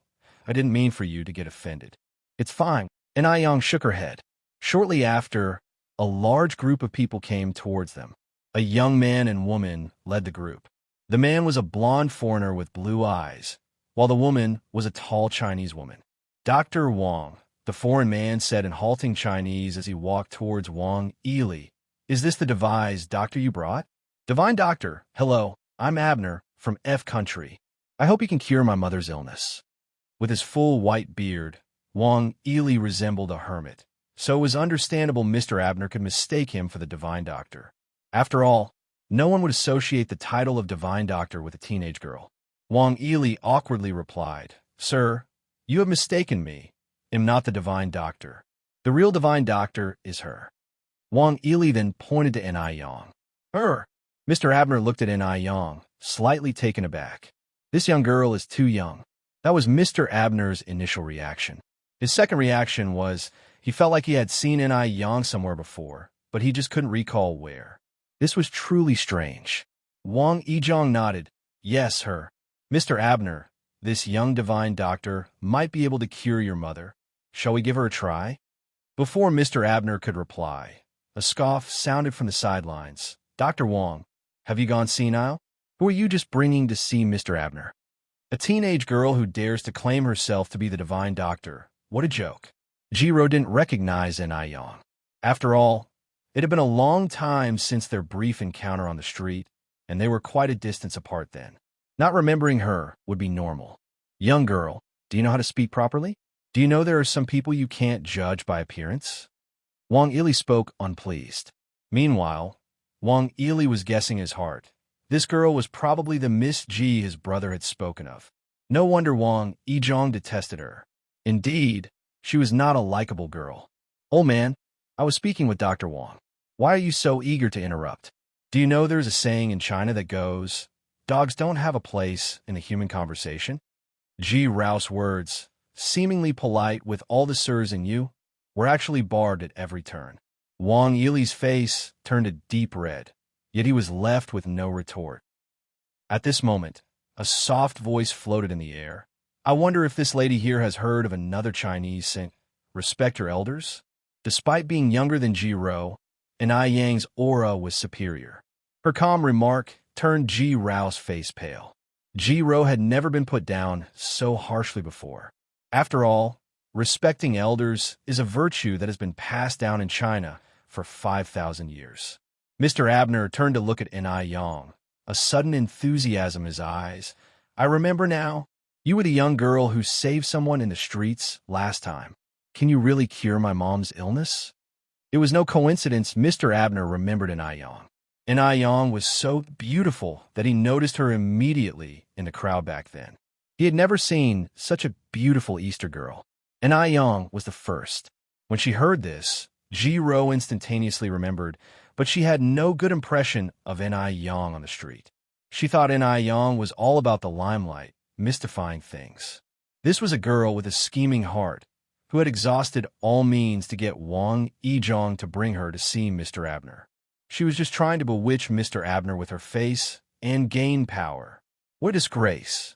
Instead of studying hard at such a young age, she was doing dishonorable things. Wasn't that shameful? Perhaps even what happened that day on the street was a setup by Anai Yang. She just wanted to attract Mr. Abner's attention and stage today's drama. Chapter 566. Home Medical Treatment, Slapping Ji Rao _3.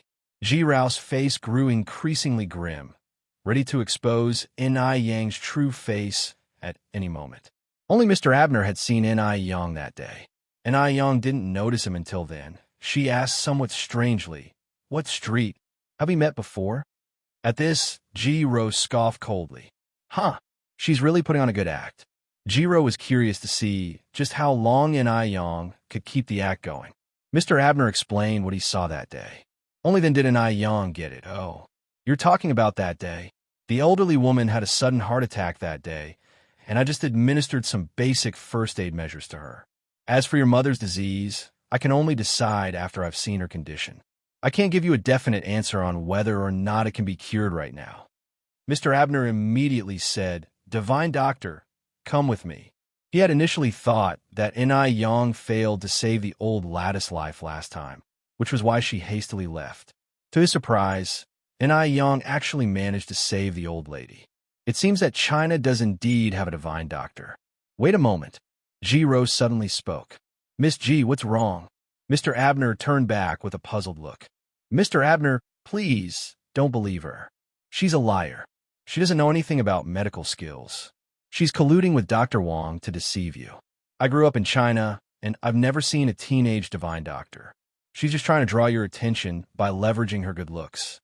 Speaking fluently in French, Ji Rao continued, "Mr. Abner, please, don't be fooled by her and cause unnecessary pain for your wife." At her words, Mr. Abner's expression changed. He trusted Ji Rao, and considering that Anai Yang didn't offer any explanation after hearing Ji Rao's words, he began to question Anai Yang's true intentions. "What did she say?" Wang Yili asked anxiously. "Yizhong, can you understand it?" "I don't understand." Wang Yizhong shook his head and whispered, "But judging by the look on her face, she's not saying anything nice. A fine Chinese speaker. Why would she switch to speaking bird language?" Wang Yili's face darkened. This Ms. G is really too bullying. Can't she just speak openly and honestly? Ji Rao's face was smug. She was speaking French. Could those two old fools and the young girl understand it? Ji Rao looked at Anai Yang, her lips curled in disdain and a mocking glint in her eyes. Her whole goal was to make sure Anai Yang couldn't understand, to make Anai Yang embarrass herself. Ji Rao had seen many Chinese who couldn't speak French. In front of the people of F country, they were like mutes their hand and footwork clumsy and comical. Just wait. Enai Yang was about to embarrass herself. Just as Ji-ro was waiting for Enai Yang to embarrass herself, a pleasant French voice sounded in the air. Dear unnamed sister, do you really think it's all right to maliciously assume things about others? I wonder if you have ever heard the saying, judge others as you judge yourself, or if you know what it means. The saying means that you see others as what you are yourself. You are trying to seduce Mr. Abner, and you are attempting to slander others without any shame. By the end of her statement, Enai Yang simply shook her head. Ji-rao's face turned green with fury. She had never expected that a girl who seemed to have barely had any education would be fluent in French. It was simply unbelievable. While Wang Yili and Wang Yizhong didn't understand what Enai Yang was saying, they inexplicably felt thrilled. Just by looking at Ji-rao's face, they could tell that Enai Yang had gained the upper hand. This ignorant girl really needed some harsh lessons. What are you babbling about? Ji-ro said. I'm going to sue you. You're defaming me. Enai Yang smiled faintly, replying in French, what you do not wish for yourself, do not do to others. When you were defaming me just now, have you not thought I could also sue you? Ji-ro choked. Her face turned even uglier. She had never been so humiliated in front of Mr. Abner before. What on earth was the background of this young girl? She was so annoyed. Enai Yang continued.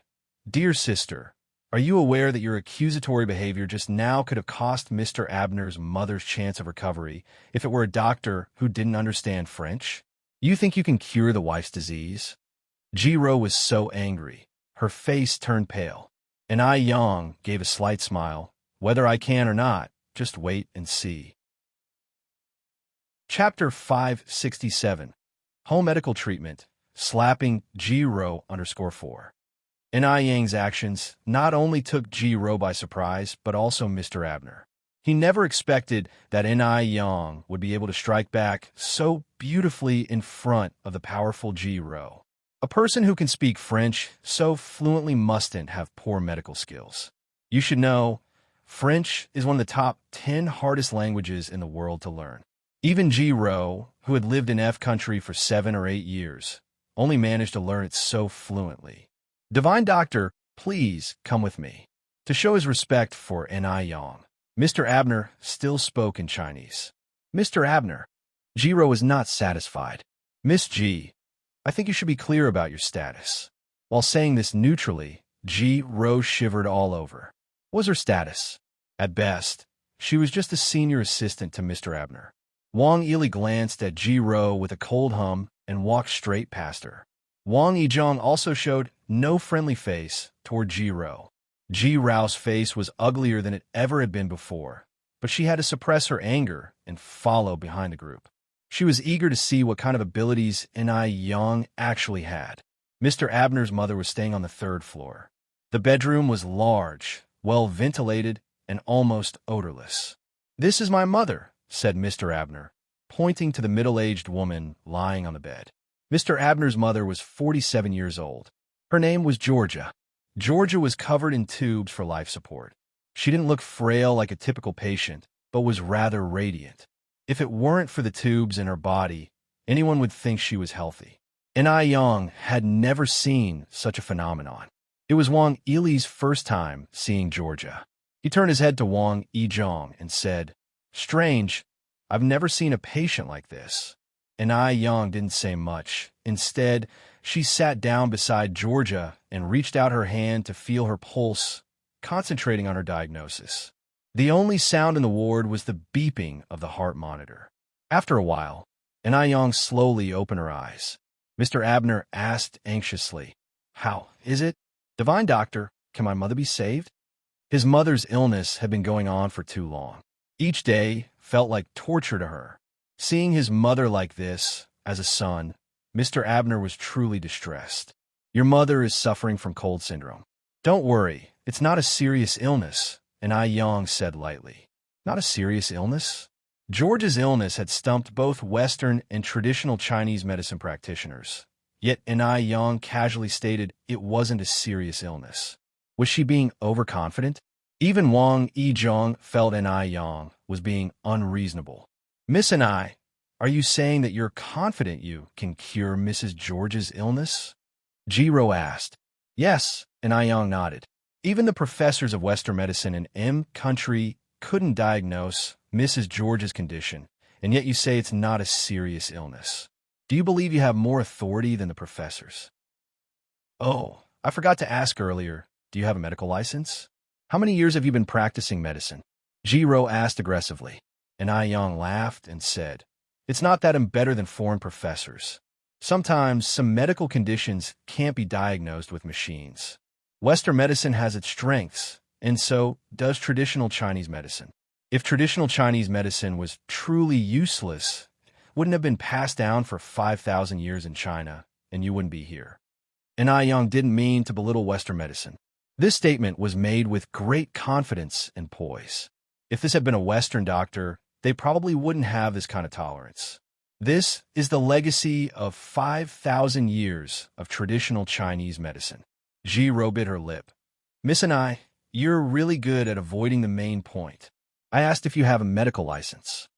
N.I. Yang laughed and said, of course I have a medical license. Otherwise, I wouldn't be practicing medicine. N.I. Yang pulled out a traditional Chinese medicine certification from her bag.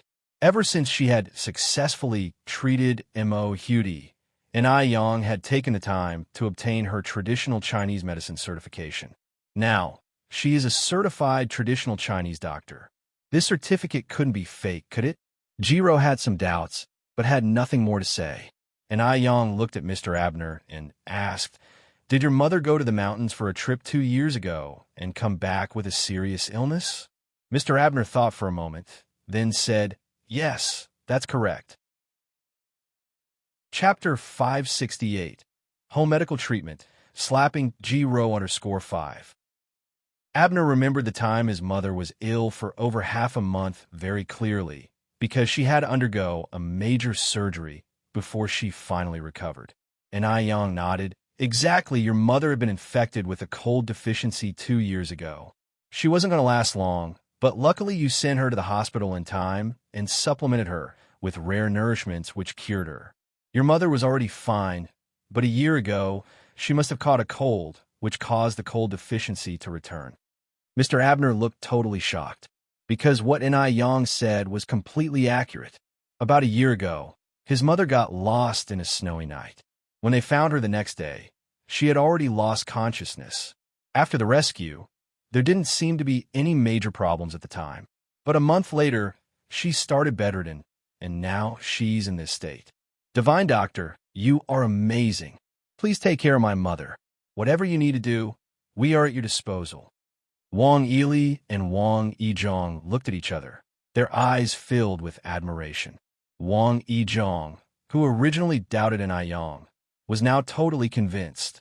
Bro, this young divine doctor is incredible. Wang Yili stroked his beard, proudly saying, I told you long ago that Yang Yang is amazing. Even though it was N.I. Yang who diagnosed the disease, Wang Yili was happier than if he had diagnosed it himself. The least happy person here was Jiro. What was the yellow-haired girl proud of? She didn't believe N.I. Yang could cure Georgia.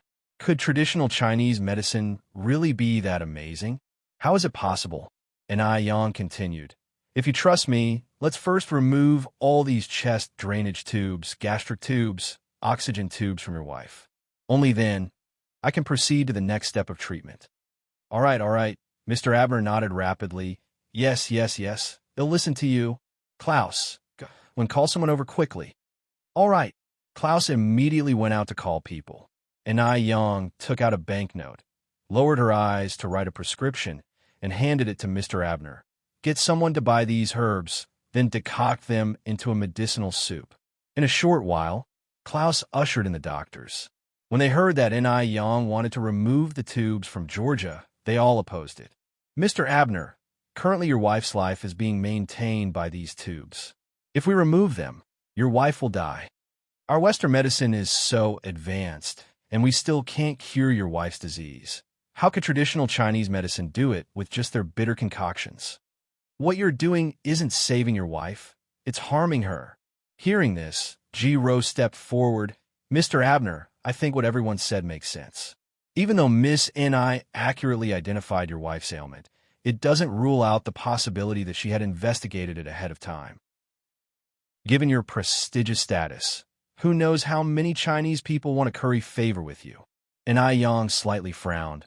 Looking down on your own compatriots like this, aren't you Chinese, sister? Of course I'm not Chinese. A gleam of triumph flashed in Ji Rao's eyes. She was now a citizen of country F. N.I. Yang smiled faintly. It's lucky that we're living in a time of peace. Otherwise, you'd certainly be seen as a traitor. You. Ji Rao was furious. Did I say anything wrong?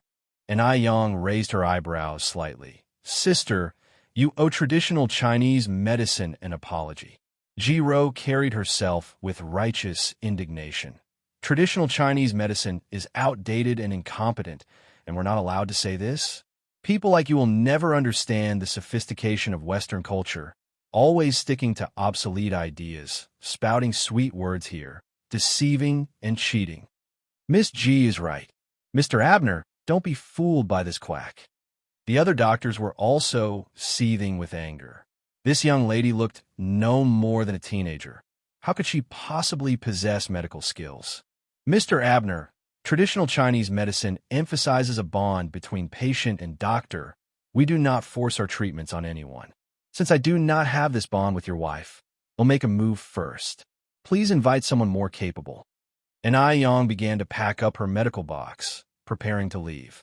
Seeing N.I. Yang stand her ground in such a way, oddly enough, the brothers Wang Yili and Wang Yizhong found it extremely satisfying. This is the style of traditional Chinese medicine should have.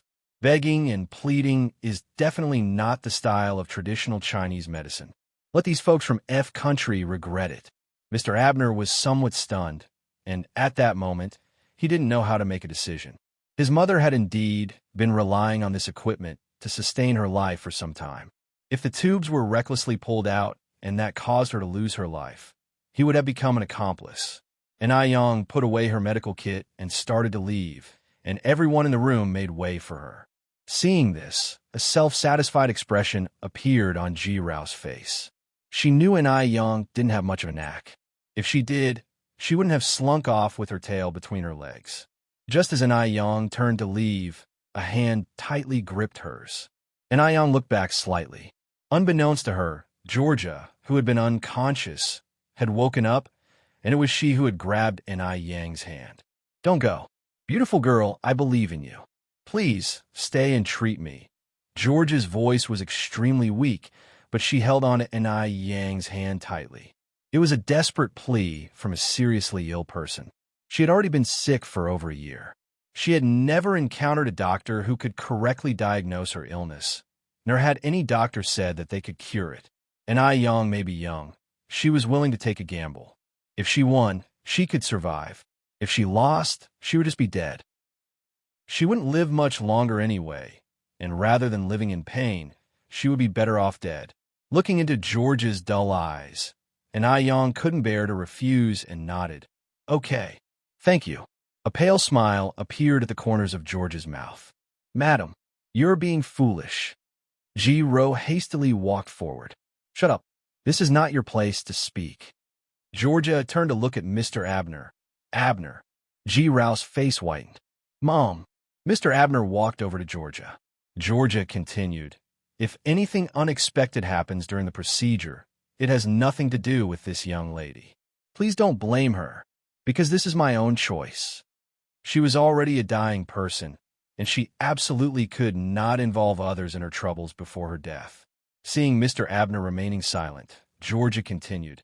Abner, promise me quickly. Mr. Abner nodded with difficulty. All right, I promise you. Ji Rao anxiously said. Mr. Abner, Madam has lost her ability to think clearly, but you must not be confused. Mr. Abner sighed. Stop talking. I respect my mother's wishes. He finished speaking and bowed deeply to N.I. Yang. Divine Doctor, we're counting on you. N.I. Yang didn't say much. She turned to look at Wang Yili and Wang Yizhong. Would the two of you mind assisting me? Of course. Wang Yili and Wang Yizhong immediately stepped forward. It didn't take long for the three of them to remove all the tubes on George's body. As soon as the tubes were removed, it seemed as though all of George's strength had been drained. Her head slumped to the side, and she immediately closed her eyes. Wang Yili slightly furrowed his brows, checking George's breathing. Suddenly, his face turned white, and he looked at Yang, whispering, "She seems to have stopped breathing. Stop breathing." Jiro only wished to stir up trouble and shrieked, "How could she stop breathing? Miss Anai, didn't you say your medical skills were good and that you could cure Madam?" At this point, Jiro looked at Mr. Abner, adding fuel to the fire. "Murdering compensates life. Mr. Abner, you must hold Miss Anai accountable." Anai Yang had embarrassed her many times, of course. She needed to take revenge. Even though Georgia had said she wouldn't hold Anai Yang responsible while alive. But how trustworthy could the words of a sick person be? Moreover, there were no written agreements. Now it would be her word against the dead. Chapter 569, Insane Slapping. _1 Thinking about Anai Yang's impending prison sentence, Ji Rao's heart was filled with exhilaration. Mr. Abner's face immediately turned pale. His legs buckled, and he looked like he was about to collapse on the ground. Just then, a fair hand grabbed his wrist. "There's nothing to worry about. From a medical perspective, your wife is merely in a state of apparent death." Her voice was soft and bland, but it was having a calming effect on him. The temperature of Mr. Abner's body finally began to rise slowly. "Apparent death? Impossible. My wife is clearly dead," Jiro argued. "Mr. Abner, don't listen to her absurdities." Anayan glanced at Jiro and smirked. "It appears that you desperately want your wife to die." On hearing those words, Mr. Abner slightly furrowed his brow, his eyes full of displeasure as he looked at Jiro. Jiro also quickly realized her mistake and immediately corrected herself. "Mr. Abner, I didn't mean that. I'm just overly worried and anxious. She was clearly dead. Could Anai Yang bring somebody back to life?" Jiro bit her lip, anxious to see how Anai Yang would handle this situation. Mr. Abner's face had finally eased a little. Anai Yang turned to Wang Yili and Wang Yizhong. "Do you have the acupuncture kits?" Yes, they both nodded. It is said in the Qian Jin Fong that each acupuncture point has its implications. "Let's start acupuncture on your wife now. Lord Wang, you are in charge of the Tianshu acupoint and above. It should be 3 finger widths in. Lord Wang II, you're responsible for the points below the Tianshu acupoint. The Shuehai acupuncture's point should be 3 finger widths down." The ancient people had named each of the meridian points on a human body for a reason. Acupuncture had been passed down for thousands of years. As long as the needle is inserted correctly and the meridians are unblocked, the illness should be half cured.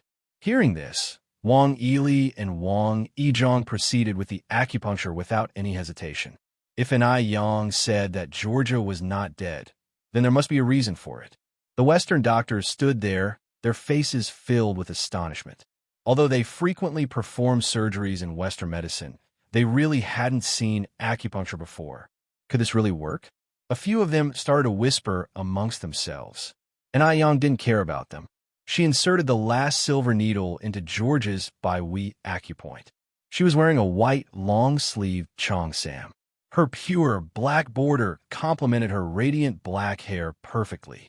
Her slender wrist, as delicate as white lotus root, fell from the sleeve. Her slender fingertips rotated the silver needle slowly. She appeared focused and serious.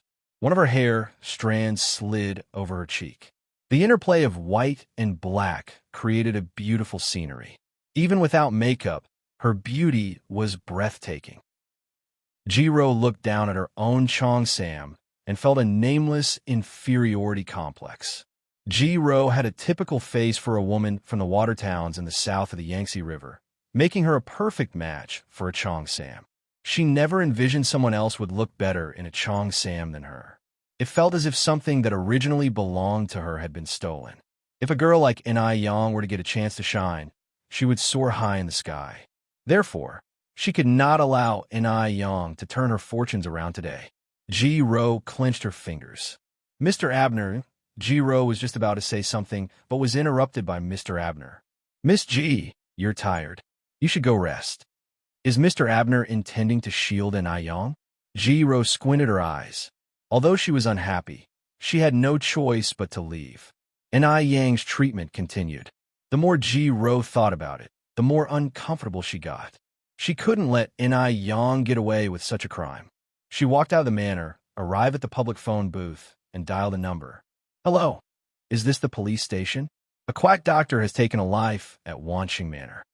The detailed address is, after she hung up the phone, a satisfied smile curled up on Jiro's lips. There was no escape for Yang now. A life had been lost after all. The police were quick to arrive. In no time, one could hear the siren outside. Jiro adjusted her cheongsam and hairstyle and followed behind the police officers, heading to George's room smugly. Just you wait. Yang was about to become a convict. The room was full of Western doctors who all made way for the police as they entered, casting sympathetic glances at Yang. The police had arrived. Mr. Abner wouldn't be able to shield her anymore. We received a call about a quack doctor who claimed a life here. Where's the deceased? Chapter 570, Insane Slapping. _2. Mr. Abner walked out and said, I am the lord of this manor, and there has been no murder here. Are you sure of your facts?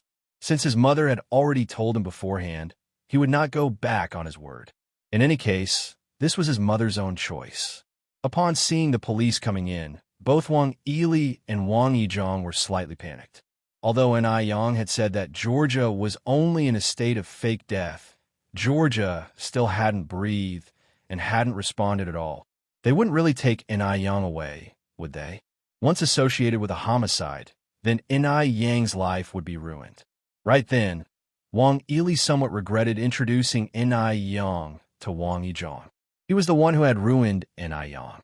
Jiro pointed at Georgia, who was lying on the bed, and said, Mr. Abner, up to this point, are you still going to cover for Yang? The victim is your own biological mother. Officer, the deceased is right here. Upon conclusion, Jiro pointed at Yang and said, and she is the killer. Yang didn't look panicked at all. She didn't even spare Jiro an extra glance. She bent down to help Georgia, saying, take it slow, sit up, and see if you're having trouble breathing. Georgia, who had been lying in bed with no signs of life, gradually opened her eyes and, with Yang's help, slowly sat up in bed. I feel a lot better. The most noticeable change was the absence of her headache and the weight gone off her shoulders, feeling indescribably relieved. Seeing this, everyone in the room was stunned. Mr. Abner immediately rushed over, saying, Mom, are you okay? Are you really okay? Georgia had been lying in bed for over a year, unable to sit up because she couldn't use the muscles in her back. This was simply a miracle. Impossible. This is impossible. Jiro, who had been ready to enjoy a good laugh, turned pale on the spot. How could this be possible? How could worthless traditional Chinese medicine be so powerful? Didn't Georgia breathe her last? Why isn't Georgia dead? Jiro clenched her fists, breaking several fingernails in the process. Seeing Georgia awake and safe, the other Western doctors also marveled at this miracle. They knew Georgia had been pronounced dead by them. But now, she was miraculously cured by a traditional Chinese doctor that they had always looked down on. This was simply unimaginable. Could it be that traditional Chinese medicine is this powerful? The Western doctors' opinions of Yang were changing. Even Wang Yili and Wang Yizhong were somewhat shocked.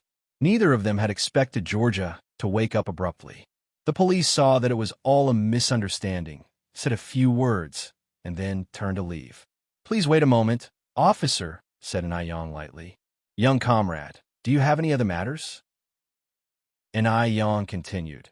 What punishment would one receive for falsely reporting crimes, maliciously misleading, and seriously disrupting public order and wasting public resources? The leading policeman replied, according to the regulation on public order punishments, those who commit such crimes will be detained for up to 15 days. If they commit a crime, they will be prosecuted for criminal responsibility. Yang nodded, turned to look at Jiro, and said, so, This lady, who falsely reported a crime, maliciously misled the public, seriously disrupted public order, and wasted public resources, should be dealt with according to the law, right? And Aiyong was not someone who could be easily manipulated by Ji Ro. Since Ji Ro never intended to let her off in the first place, she would repay her with a 15-day police station tour. Were you the one who reported the incident? The policeman turned and asked Ji Ro. Ji Ro was dumbfounded, as if struck by the imposing aura of the officer. She turned pale and said, "It was me." Mr. Abner immediately cast a disappointed look at Ji Ro. The trust Ji Ro had built up in his heart was gradually disintegrating. Just as Ji Ro realized that she had misspoken and quickly covered her mouth, it was too late. She was escorted by the police into their vehicle. "Mr. Abner, save me. It wasn't me. It really wasn't me." She couldn't be sent to the detention center. She couldn't leave a stain on her record. The original plan was to get Aiyong into the police car, but she ended up becoming a laughingstock before Aiyong. Ever since she returned to the country, Ji Ro had never lost such great face. This was such a disgrace. Ji Ro was filled with regret, but there was no antidote for remorse in this world. Chapter 571. Insane Slapping. _3. Aiyong looked at her retreating figure, a slight smile curling her lips. Mr. Abner came to Aiyong's side, then asked, "Divine Doctor, is my mother fully cured now?" Aiyong withdrew her gaze and replied, "The cold deficiency isn't a big illness. Roughly half a month of traditional Chinese medicine should be sufficient for a complete recovery. They'll come by for a follow-up in half a month." "Thank you so much, Divine Doctor. Thank you for giving my mother a second chance at life," Mr. Abner said gratefully. "No need for thanks. It's my duty as a doctor. Divine Doctor, we were ignorant before. We are sorry for any inconvenience caused." Several Western doctors came forward and bowed their heads in apology to Aiyong. They had underestimated traditional Chinese medicine from start. Aiyong responded straightforwardly, "Chinese and Western medicines each have their strengths. I only treat the diseases I am skilled to. I turn to you for advice when I encounter stubborn diseases. I believe the best approach integrates both Chinese and Western medicine, making good use of each other's strengths. We shouldn't stereotype different cultures." In her actions, she constantly embodied the essence of a great nation. The Western doctors couldn't help but hang their heads in shame, submitting under her words. Seeing the Western doctors apologize to Aiyong, Wang Yili and Wang Yizhong felt extremely proud.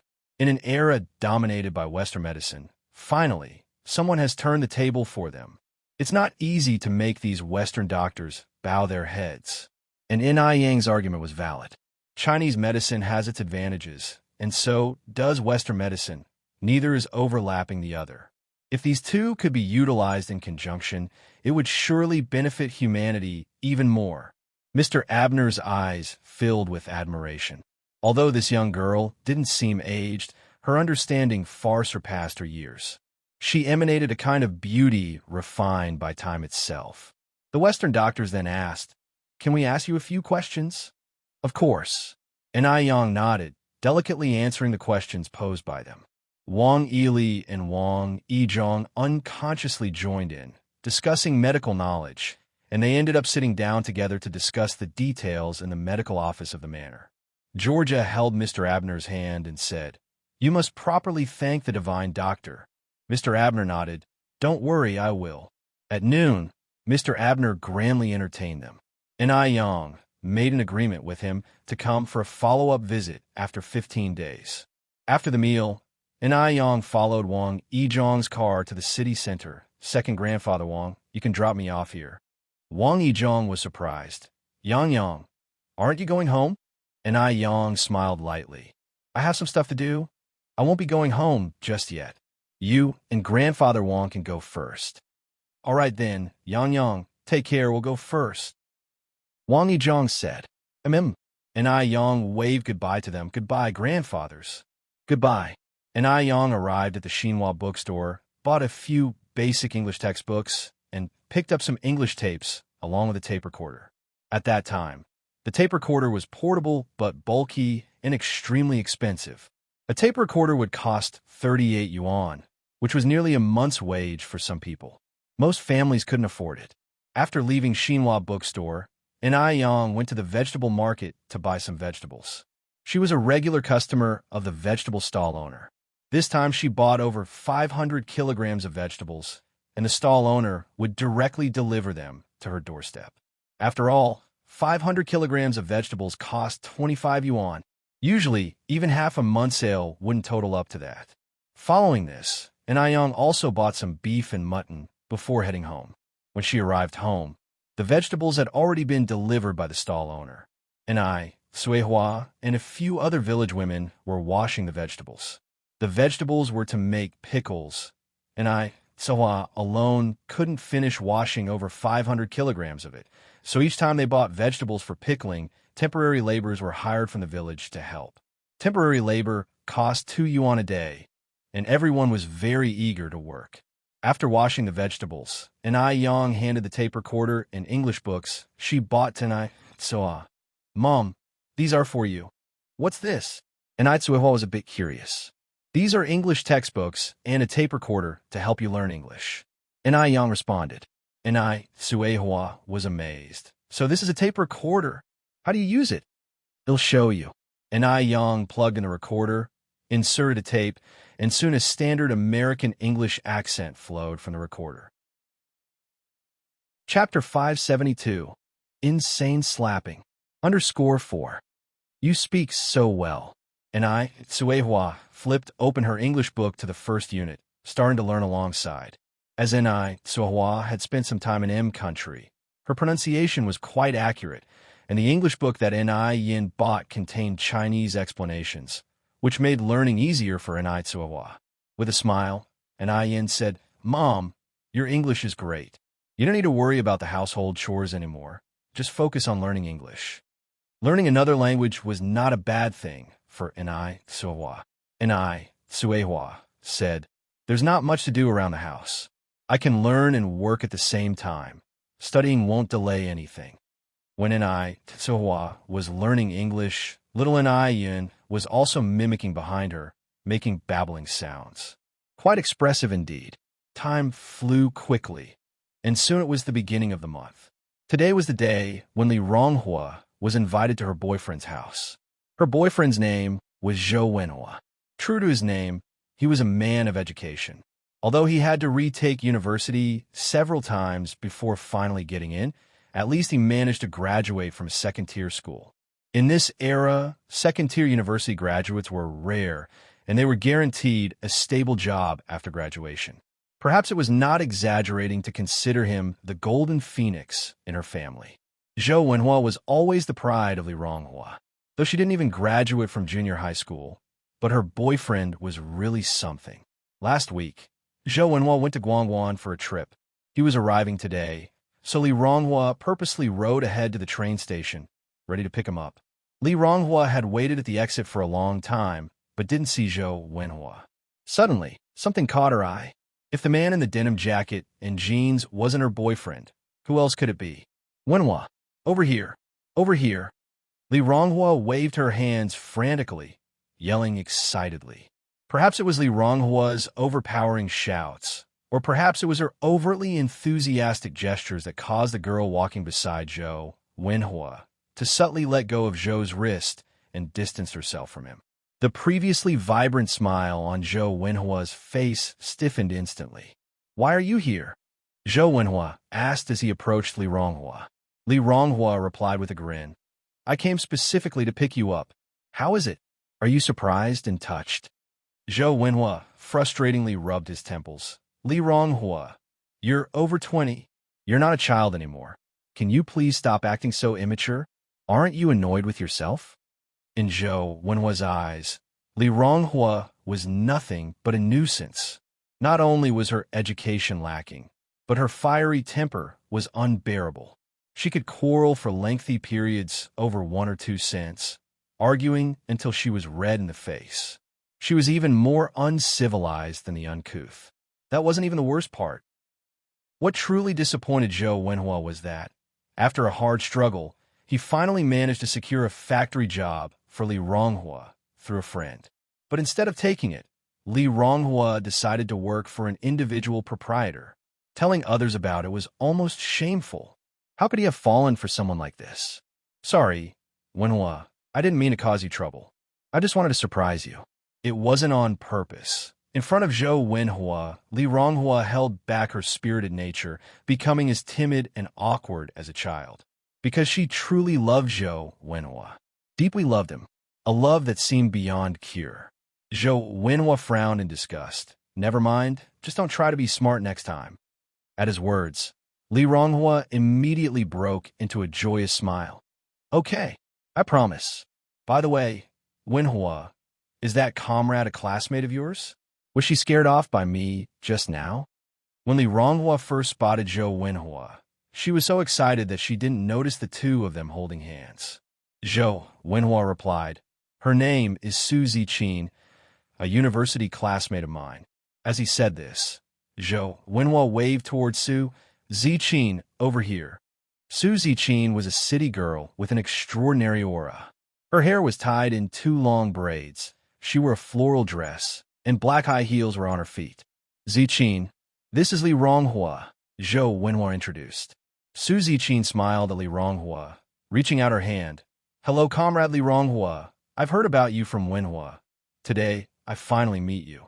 You're even prettier than what Wenhua described. Indeed, Li Ronghua was pretty, but compared to Su Ziqin, she lacked self-confidence. She seemed very timid. Standing before university-educated Su Ziqin, Li Ronghua felt immensely inferior. She reached out and shook Su's hand. Hello. Wenhua told me you're a year older than me. Can I call you Sister Ronghua? Su Ziqin was more approachable than Li Ronghua had imagined. You're tuning into the Romance Rendezvous YouTube channel.